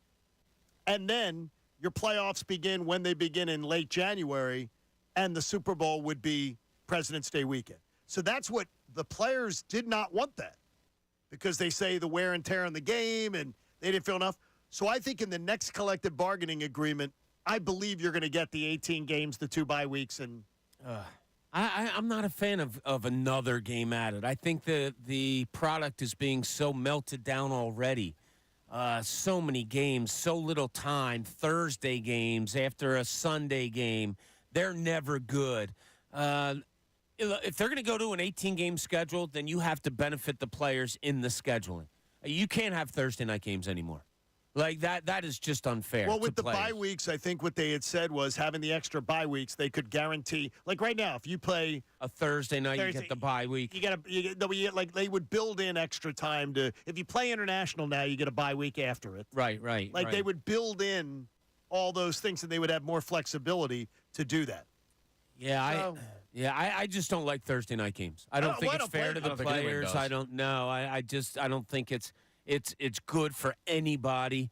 If you wipe out Thursday games, I might be okay with an 18-game schedule. But God, these guys, talking to Trey for all the years that we did, and all, like, there's no way they want to play another game that way. No, I mean, they're in a car crash every week. Yeah. The second bye week's interesting, but I do wonder the medical benefits to it. Like, I would imagine worth no, and I know there is, but like, is it worth? Does the benefit of another bye week worth the extra game itself when you're compiling all those games together? Obviously the owners want 18 games because it means more money for them. I don't blame them for that. But then that makes the players more money because of revenue sharing. It does, but then there's so much more concentration now on players' bodies and the impact of playing the game of football, and you're seeing more guys walk away from the sport at an early age. Here's the only thing, though, is, and I know it was sort of like the Jeremy Schaap still thing outside the lines? I don't know if they have that anymore. Yeah, but they still do special segments. That was so good. I loved it back in the day. But they did one where I know that they looked at the fact that in the 17-game schedule, the whole talk of more player injuries, detriment to players, is not true. Well, it's not, but it's too small. They said it's too small sample size. Yeah, I mean, that might be an impact. Like 3 years down the line could be. It's hard for me to imagine that adding an extra game, aka adding an extra car crash, wouldn't have an effect on your body long term. But I think there's just more of a concentrated effort now especially for players to go like, How long do I want to do this? Mike from Delran's on the line. Good morning, Michael. Good morning. How you doing? What's up, buddy? What's going on? Hey, real quick, thanks for saying it, Bob. It just reminded me.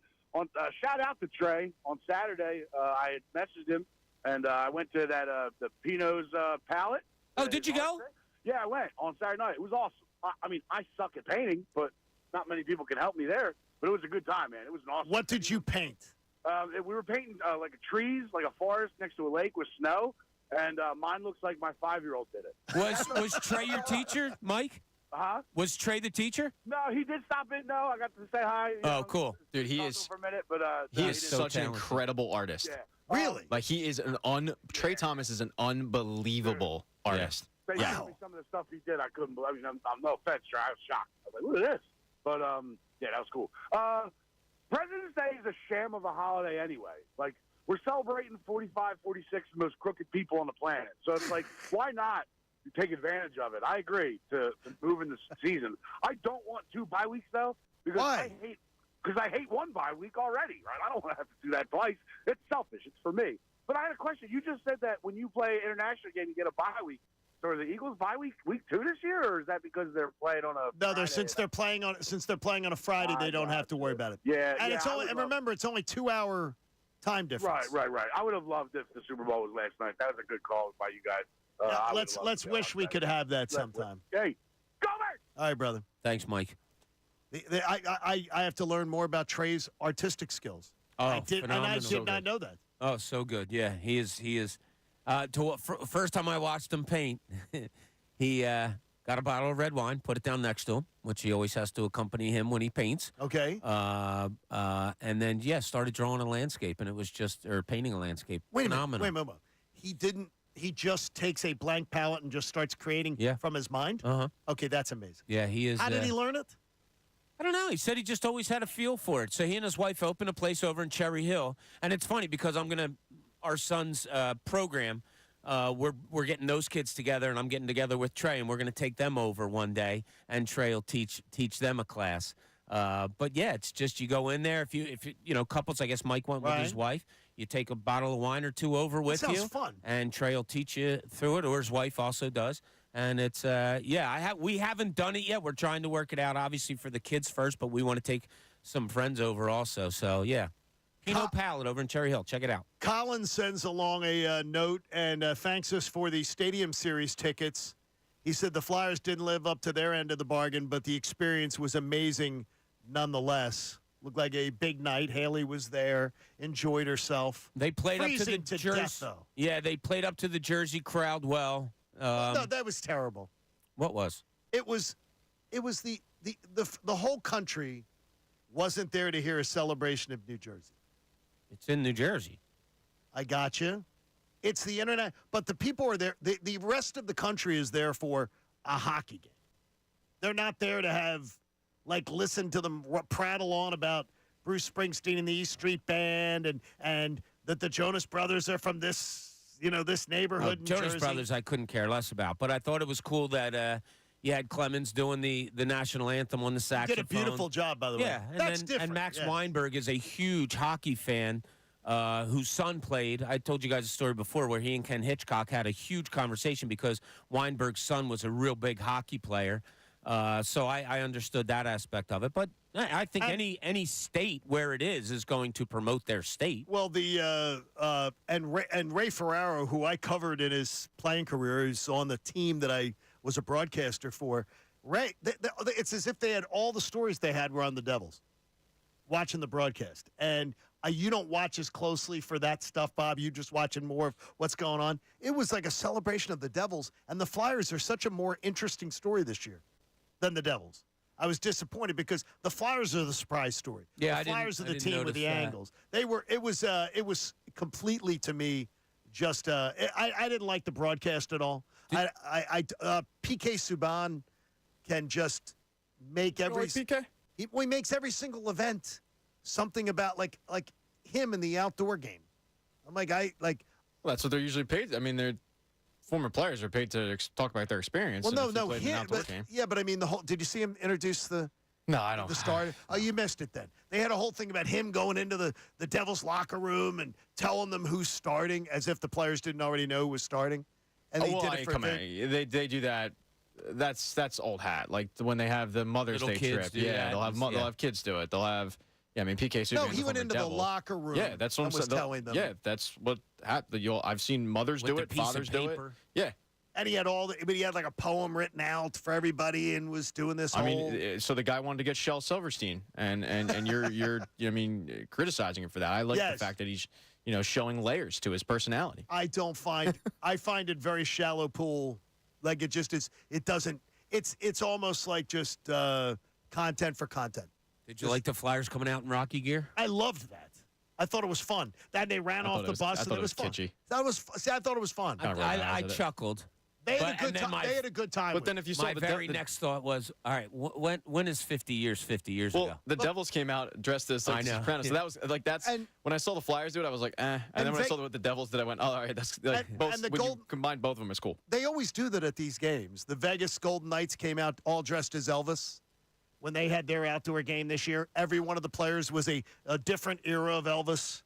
They all came off. So I mean, it was corny. It was fun, but there's a move that people are touting for the Eagles to make, and I say no. This shouldn't be the plan. We'll get to it coming up. John Kincade Show on the Fanatic. Fanatic Sports Update. All-Star Showdown. I'm Pat Egan. This Sports Update.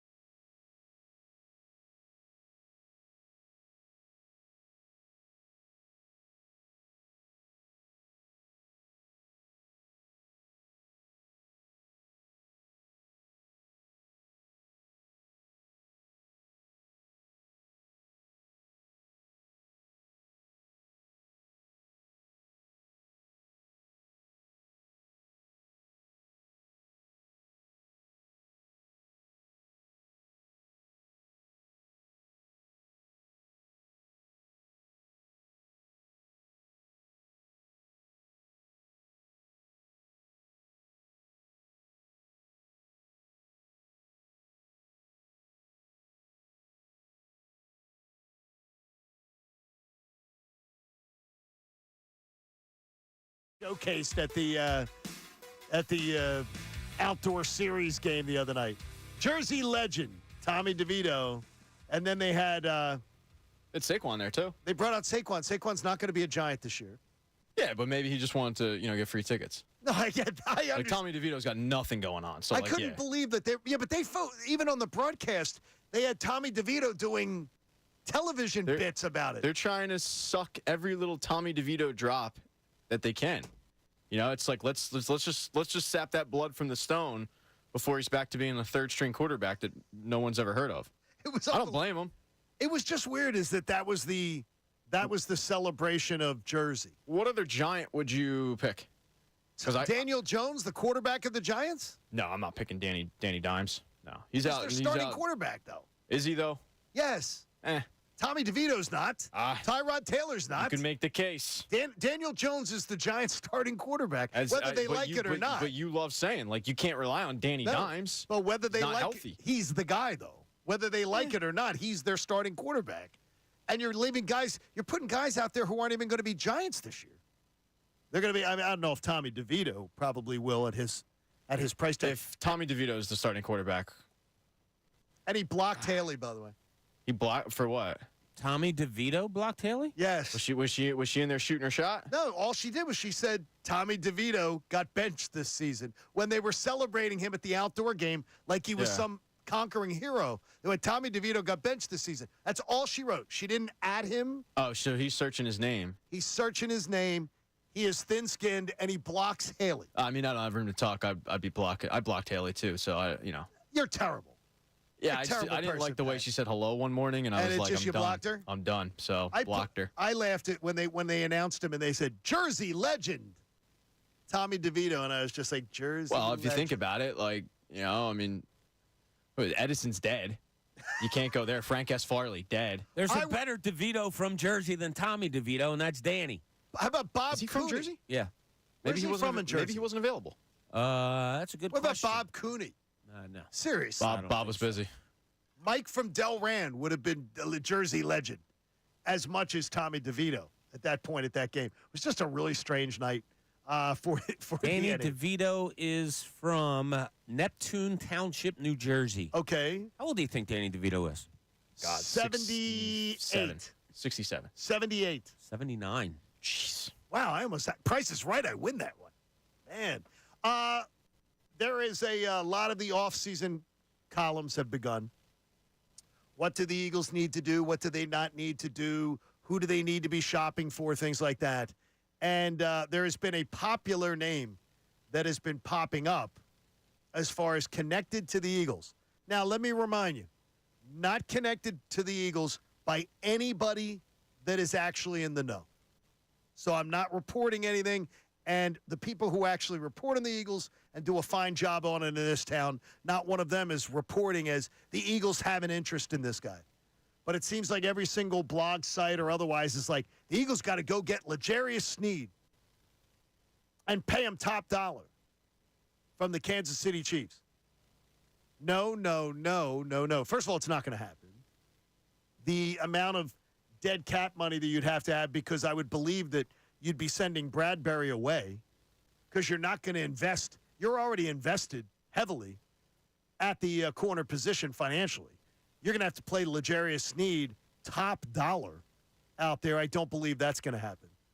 And more importantly, I want a youth movement, though Sneed is not old. I want a youth movement that is built through the draft.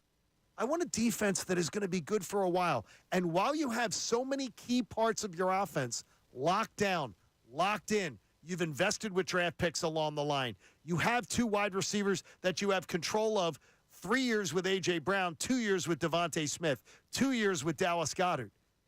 I want them worrying about the defense, and I want them loading up on getting on with this retooling, rebuilding of the defense, whatever word you want to use. And, Bob, paying the highest corner on the market would not be my starting point. Well, what are you paying him? Well, you'd have to pay him the top of the market. He is going to be, that usually is what the free agency, top guy in free agency is going to be able to demand. I'm not doing it. Well, I mean, you said earlier in the show you love saving that $15 million of Jason Kelce, and you'd rather use it elsewhere. Paying a top corner in the league, isn't that elsewhere? I could have Patrick Queen and somebody else. I could sign Patrick Queen, top linebacker on the market, draft a linebacker to go with him, and I could have a veteran safety or veteran corner for the same money that I could have Jason Kelce for. Yeah, you keep throwing out veteran safety, veteran this, veteran that. How's that worked, though, before? I don't know. Well, I'm not talking bargain bin guy. I'm not talking signing, Nicholas Morrow. I'm not talking about Cunningham, who you're getting for like $1 million or $1.5 million. I'm talking about spending $4 million on a backup linebacker or $3 million or on a backup safety and paying Patrick Queen. There, you can do stuff like that and still get young guy, tons of upside left, and be able to do something like that. A corner in his prime he only made $2.5 million this year. I mean, you up it to what, 10? Oh, he's Sneed's easily going to make. That's what he's going to. He's going to be making much more than you're paying, and then you got to get rid of Bradbury.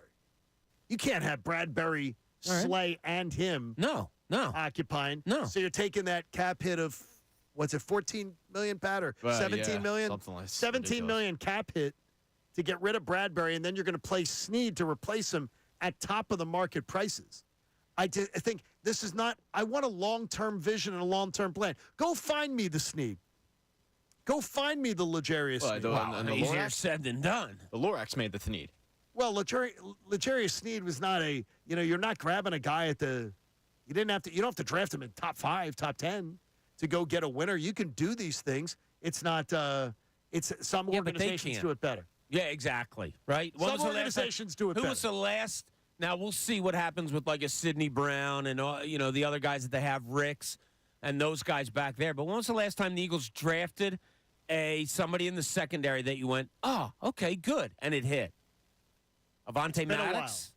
Oh, yeah, that was a 4th round. Yeah. No, but the thing is, though, I don't mind drafting somebody in the 4th. I think Avonte Maddox was a hit. The 4th round absolutely hit. You got a starting cornerback in the 4th round. That's a hit.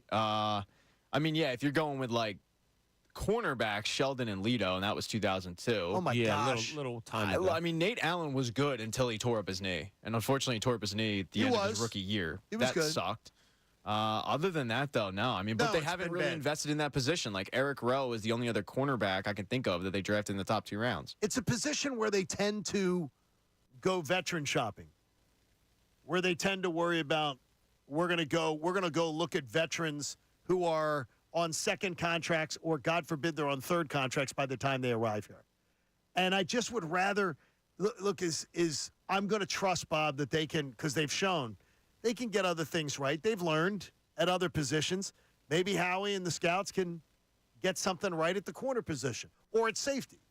They've had opportunities. They've passed. Well, their best shot that they do it is proven commodities. Darius Slay, Bradbury. You bring guys in that have a history, and you're trying to get, a couple good years out of them, and that seems to be their MO at the position that they don't, maybe spend the highest amount of money. 27-year-old Sneed, you're going to get at the top of his league. You're going to get 3 really good seasons out of him. Oh, yeah. Like still. But once a corner goes to 30, just the history tells you, don't do it. Don't do it, so you don't want to go too far with them. But I just don't want to invest that much money. I don't want my line items to be that much between dead cap and what you're paying corners. I don't think that's a recipe for success in the NFL. I wonder how much of a lure Philadelphia would be this offseason. Like in the previous years, Philly's been that destination that aging vets want to come to ring chase. Knocking on the door. This is a franchise that's. I don't, and part of the, they'll take a little bit less to do so. I don't know if that is still true. I think it would be, based on established coordinators like Fangio and Kellen Moore. And I do think that the rep around Nick Sirianni being a player's coach will be in their favor. But I do wonder, like, how much of last season affected the draw of playing for the Birds. I think a lot of people will look at it as saying, if I'm ring chasing or otherwise, I don't want to go somewhere where the locker room and the organization is a bit of a mess. And they've got to prove that they're not, because they were a mess. That was one of the worst collapses in the history of regular seasons in NFL history. The only 10-1 team ever to end up like that. So to me, that's like, I wouldn't imagine this offseason is like, yeah, man, I'm flocking to play for Nick Sirianni. I would lean more towards guys would be like, yeah, I'm okay going to Philly. They're a class organization. They were in the Super Bowl 2 years ago. Yeah, something funky happened last year. They got 2 new coordinators. Maybe that was it. I think guys would lean more towards coming here than not, though. I do. I just think you think it would still be a draw? Absolutely. As the Sixers get ready to get back into action, they'll have the Knicks, Cavs, and Bucks in this week at home as the Sixers try to honestly stay afloat in the East. So they will be, getting back on their feet, trying to make something happen. There's a lot of this Joel Embiid thing, Bob, is a huge, huge story as far as trying to figure out how can they survive the rest of the year? How can this thing work? Yeah. And the good news, like I said earlier, was when I was down there last week, was Nick Nurse saying that come Tuesday, tomorrow, after this All-Star break, they're anticipating everybody but Embiid being back. So that's DeAnthony Melton. That's Nick Batum. Covington still might be a little bit ways away from talking to him last week. I don't know if he'll be there, but I don't think he's in that normal rotation anyway. So let's see what it's like with an Oubre, a Melton. Now that you have Buddy Hield, now that you have Campaign, this is going to get interesting to see how these guys do, how they get along. I heard somebody say, like, yeah, but what are you talking about? Once Embiid gets back, where's Buddy Hield going to get his shots from?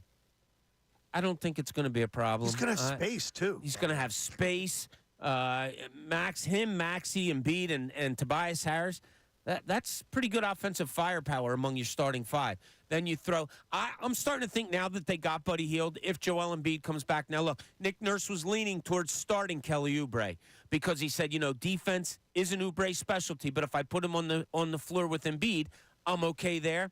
I think now that you have Buddy Hield there and you have so much scoring, I think DeAnthony Melton is your natural next starter in that lineup, and then bringing Oubre off the bench, or you keep them both on the bench and you go some other way. So they have a lot of options to do. I think this is a real learning period while trying to pick up wins for Nick Nurse and company, finishing out however far they're going to go. But, yeah, once they get back in front of the media, first questions are going to be, where is Joel and what's the deal?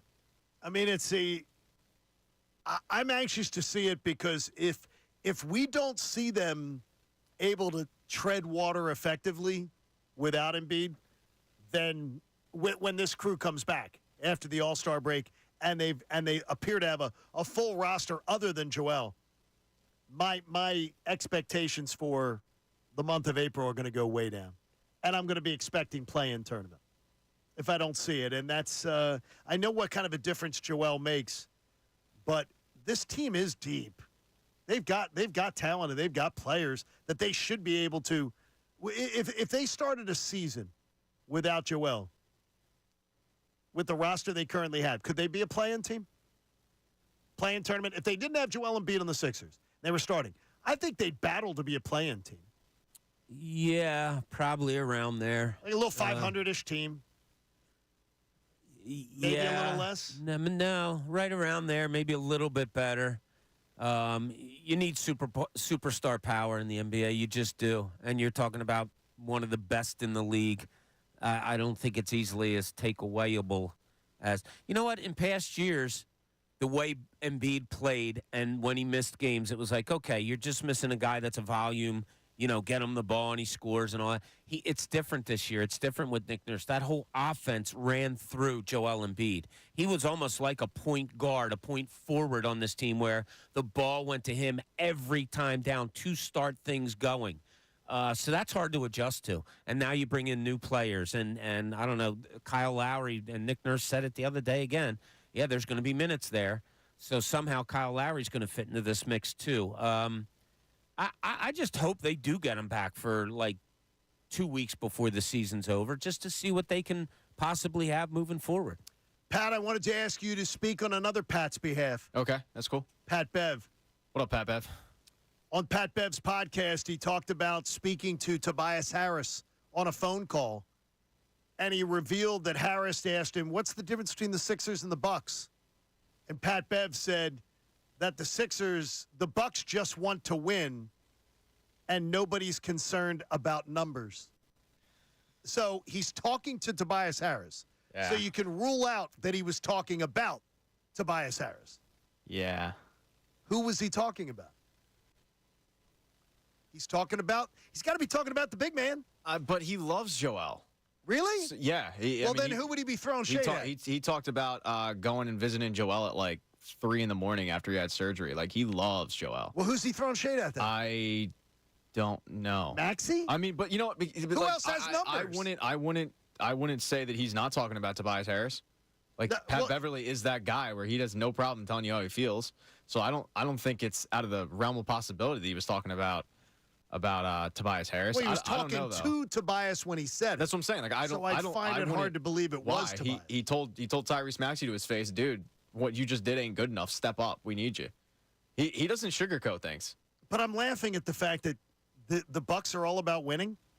The Bucks have the most dysfunctional locker room in the NBA this year, and they haven't won. I mean, they've collapsed, and they're playing like crap. So what's Could have been busting stones.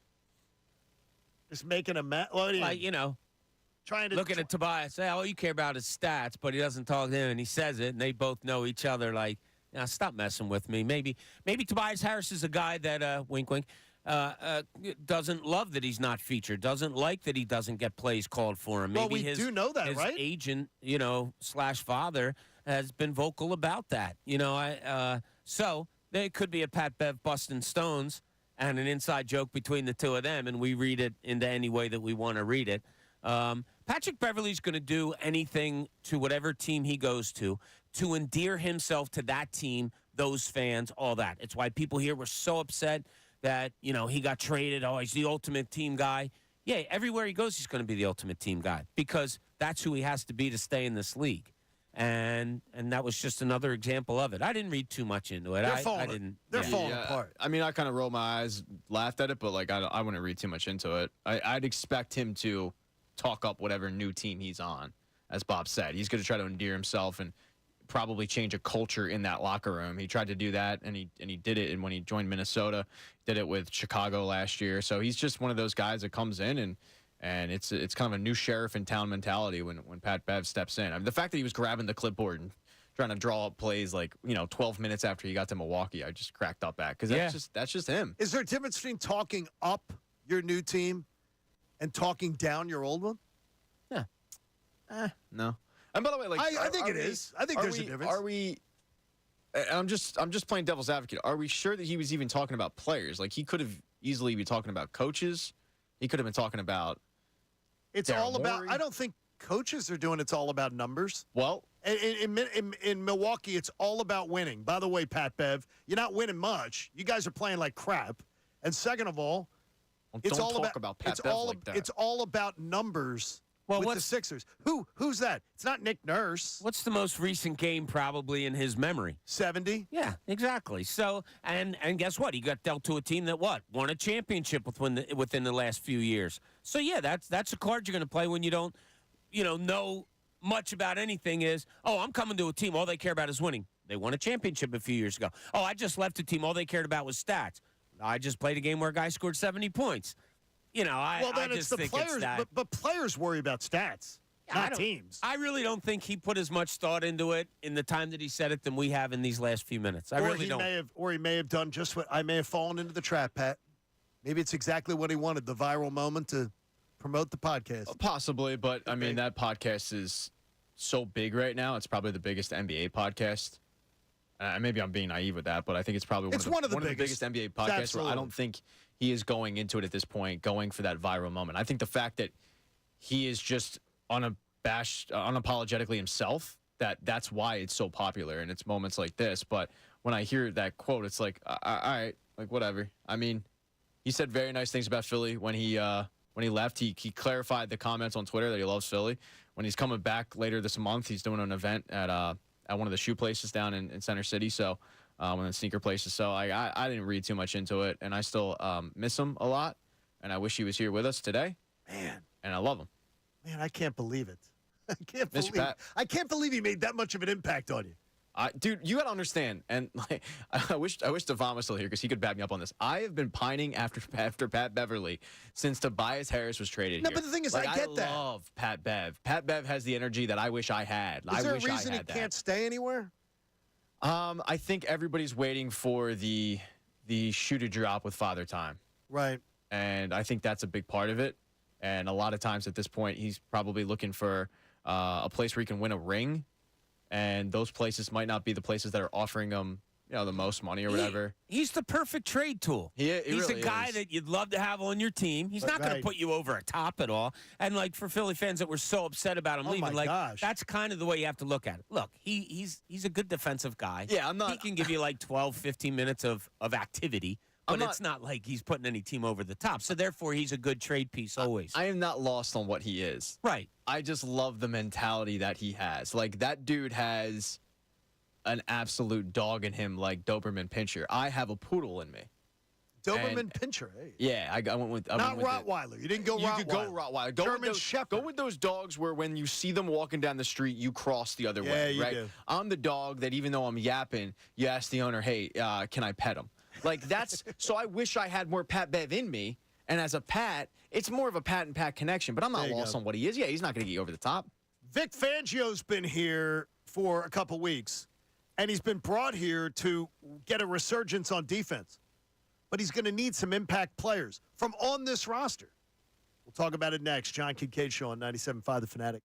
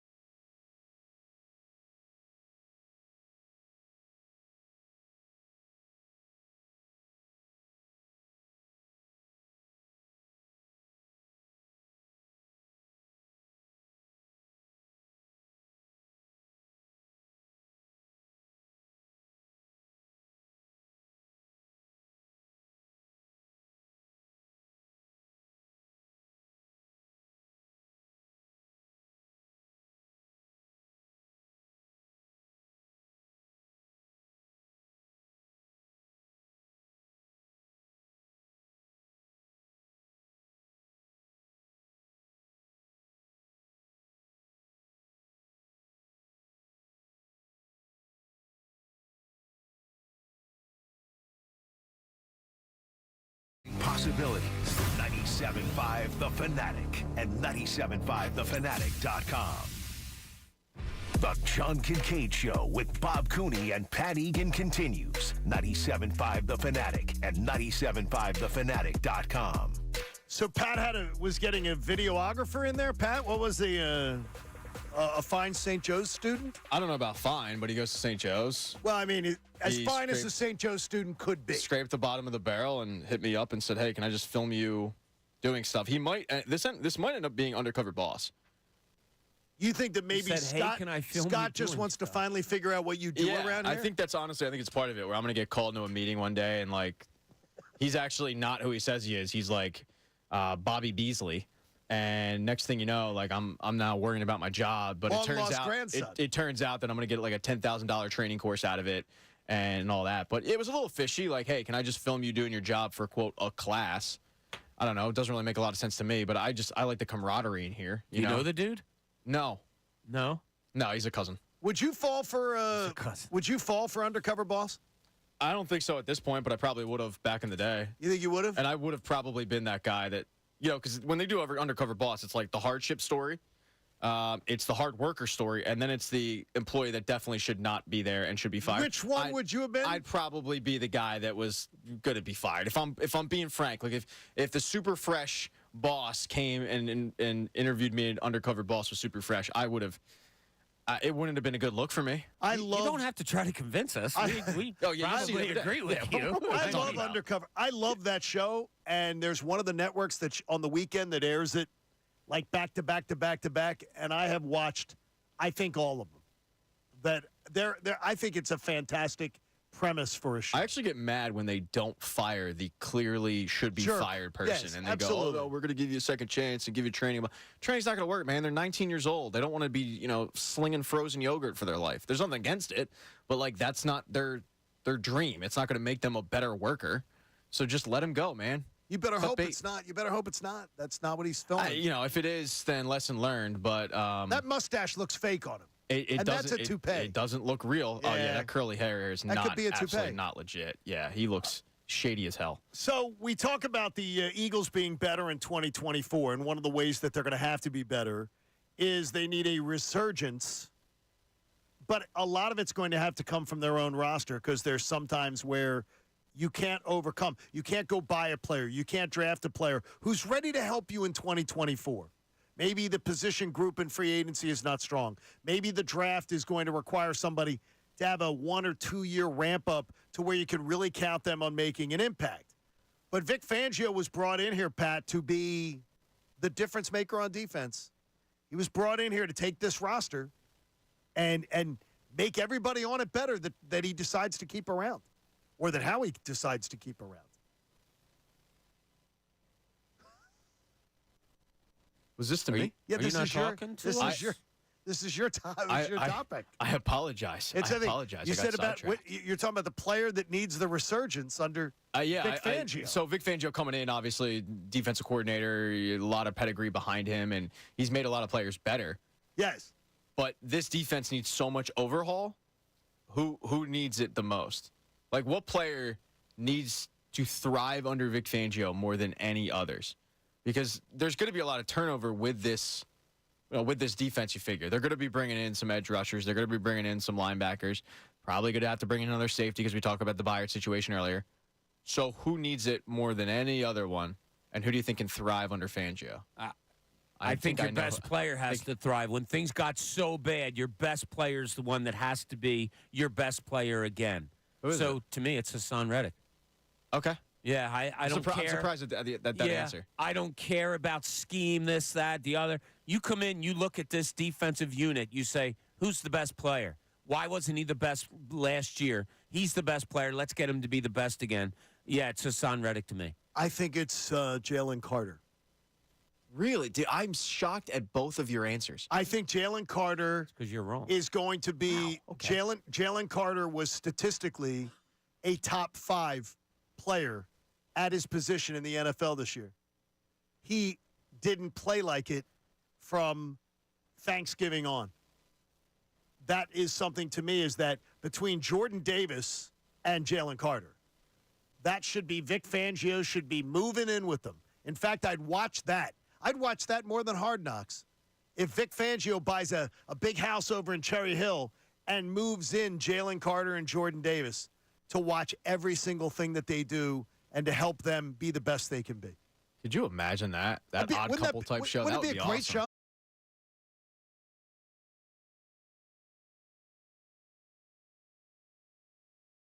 When he was living with Because it was because Bryce went to the ballpark early. like Bryce was like Or he always slept in. his workout would go on at a certain Yeah, time okay. or whatever. So she's sitting at the table. Isn't the whole goal of that like I'm gonna move in and see what this guy does and, well, it and was. do it? It obviously I guess she is. was a great cook. Like so they're sitting having like Fruit Loops together. I'm surprised at the table. that you guys didn't say, and I thought that this Who was. do you think? I thought the first name out of both of your mouths were going to be Nakobe Dean. That's not a bad one, but He's so far down, Pat, on my list of expectations that's why I didn't put him there. I really Really? don't have much. I don't. I hope he proves me wrong, but I just don't. I'm surprised that like he's so important to this defense if he hits. That I think Fangio might be able to get something out of him. That, I mean, last year they didn't. So he was my number one. My number two is Nolan Smith. Like okay, I know, Nolan I Smith's know a at this great point, one. I know that Hassan Reddick, pretty much no matter where you put him, is going to produce in any defense. Like at this point, you know, everybody realizes that whatever the Arizona Cardinals did by putting him at linebacker his first couple of years was a mistake. He is an edge rusher. That's what you should do with him. So with him, I go like, all right, I know what I'm getting there. But you got to get Jalen- it back. Yeah, You didn't have it last year. Well, but he didn't have it in the sense of like you're dropping him back in coverage. It's dumb. But he didn't have it because you had him on an island one-on-one, and your blitzing schemes were pedestrian at best. And everybody took a giant leap backwards when they put in pencil boy Matt Patricia. So I don't necessarily think that you won't get that production again under Vic Fangio. So I guess I'm not including him because I look at it like that's a given. And with Jalen Carter, I'm looking at it a little bit similar thing of like that's a given because he's going to take a next step in year two. But I mean, yeah, you need those two guys. You can't have them regress. You can't have Jalen Carter regress from what he did. He's so important. And then with Hassan Reddick, I mean, hopefully he'll be here. We don't know what's going on there. Yeah.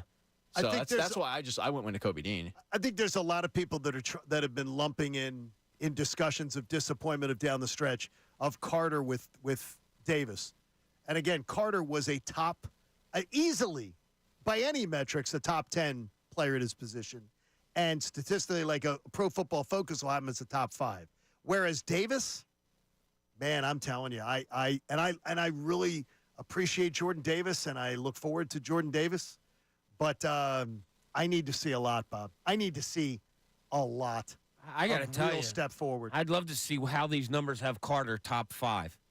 I mean, He was absent the last 7 games of the season. Absent. His But name maybe- wasn't called. but he Maybe that's why he's top 5 is because he was absent, and you look at how dominant he was in the first and he half. faced them. He was facing such. They keep track of double teams. Yeah, he faced a in the NFL. lot. He was constantly. They just said, "Hey, we got to worry about Jalen Carter. We'll take our chances with other people." He was facing double teams that veterans face. That the guys who are known commodities in the game. They're saying, "Shut this kid down.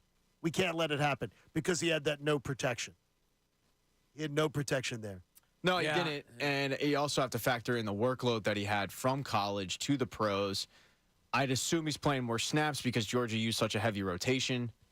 You know, that was one of the things that we talked about with Jordan Davis coming in is like the workload and snap count and all that.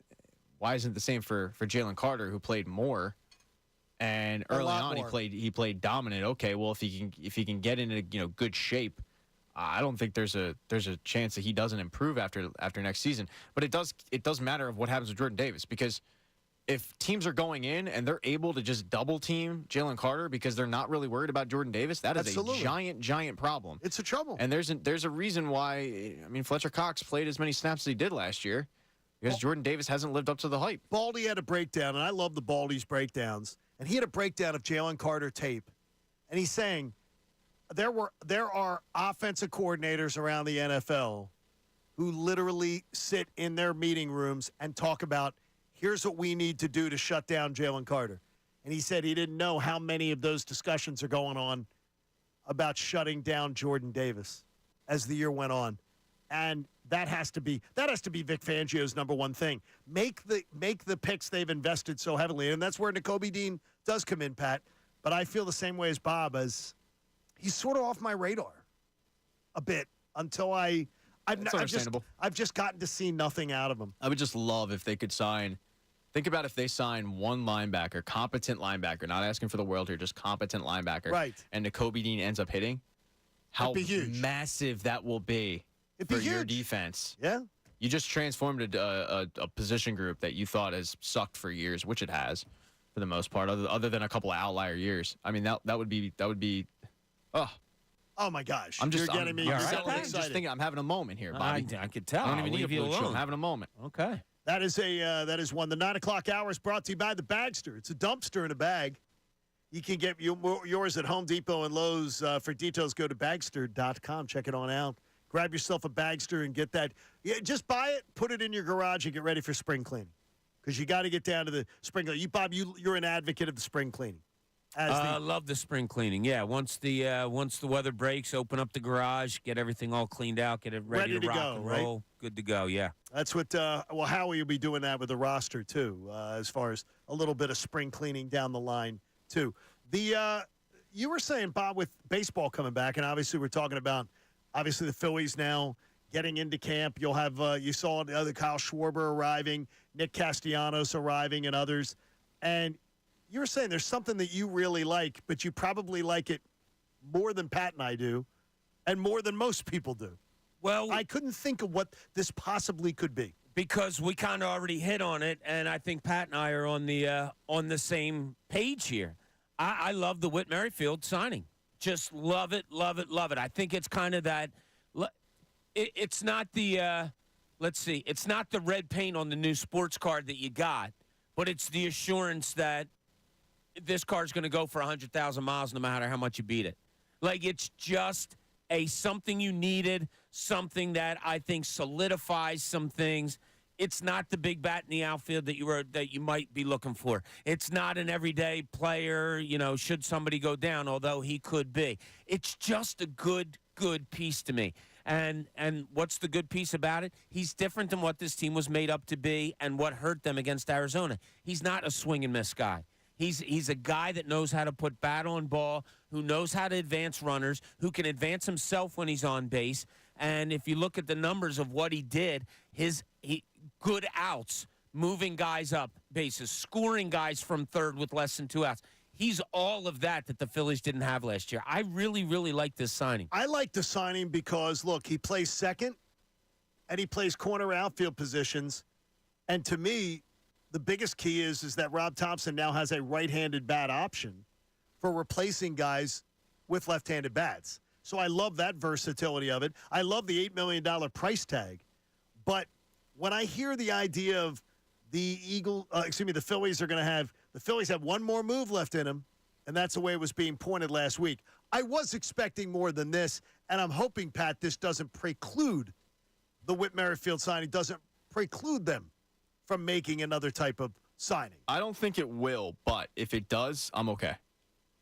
Because I was okay before the Whit Merrifield signing, and after the Whit Merrifield signing, that means less Christian Pache for Bobby. Might mean less Jake Cave, although I think they're going to keep Jake Cave on the roster just based off he can play first base, which I hate. I think your backup first baseman should be JT Realmuto. I don't think it should be. So do I. But whatever. But you can't play dancing on my own at catcher that often. Well, you can't take the pool boy can't be playing that. That's the problem is then Garrett Stubbs moves into a starting spot. But it means less of those guys that you just go.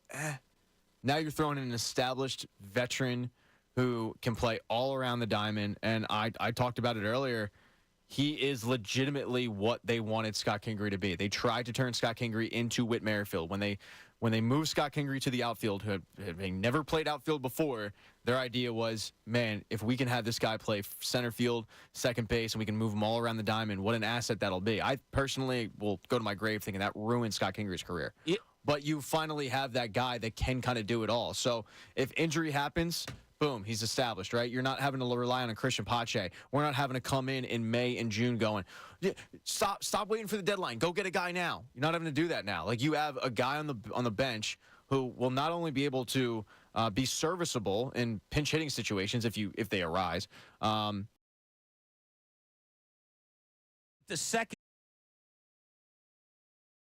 second out of an inning. That's well above great the for Major him. League Baseball average, and it's something the Phillies sorely needed.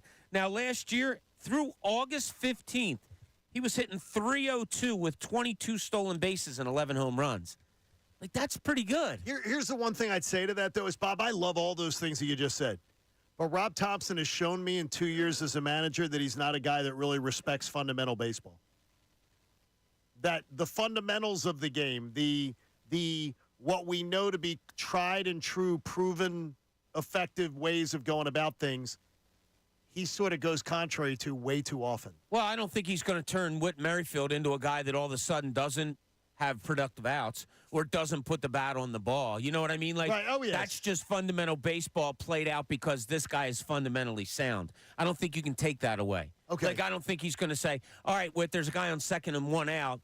We're looking for you to hit a home run here. Either strike out or hit a home run. Like, I don't think he's going to take the good things away from Whit Merrifield. That's a which good are point. fundamentally sound attributes. I just want to see like imagine, Pat, if Whit Merrifield was playing in a game, he's playing for Bryson Stott today, or he's playing for Nick Castellanos today. Where do you bat him in the lineup? Knowing his with a little speed, knowing his skill set. Yeah, probably at the top. Do you bat him second? Probably maybe. I mean, it depends on who else is playing that day. Well, that's funny you mention it. But I don't mind having that little bit of speed at the bottom of the lineup either. To set up something. His on-base percentage wasn't great, so I'm torn. Like, it really depends on who else is playing that day. I'm not. Well, I am. Where are you at? Whoever he's filling in for him, wherever they hit, you're hitting. So wait. Because that's the versatility of him. That's what I really like You wouldn't about put him at cleanup for Casti, though, would he? Well, Castellanos, I don't think is a cleanup hitter. I think we all had him at what, 6th or 7th? Yes. Fine there. Yeah. You're playing for Marsh or Rojas, 8, 9. Fine there. Okay. If you're hitting for Stott for a game and you have that speed and you're a contact hitter, hit .302 for the up until August 15th last year before maybe your 34-year-old body got a little bit tired. Yeah, I'm okay with having you as the 2-hole hitter, 4-hole or 6-hole hitter, 5-hole, whatever. Wherever he's replacing that guy, I don't disrupt anything. That's what I really like about him. I put him in there. That's the hitter you know are. what, Bobby? I said I wasn't on board with it before. Now you are. You made me see the light. All right. My day is complete. Team Bobby. That's all he cares about. Oh, now you're Team Bob. Not on Friday, he wasn't. I've always been Team Bobby. What do you mean on Friday? What are you saying? What are you saying on Friday? I wasn't Team Bobby. How was I not Team Bobby on Friday? I don't know. Maybe Bob didn't like being. I didn't hear it, but It was fantastic. Bob, it was fantastic. Fantastic performance by Pat Egan. Yeah, that'd be surprising. He has done a character study of Bob Cooney. It would be like, you hate the soaps, but sometimes if Bob was sick on Thursday, they would say, due to illness, the role of is being played today by. Oh, is that right? I even does that. I even left the building and I told everybody, "Be good, buddy."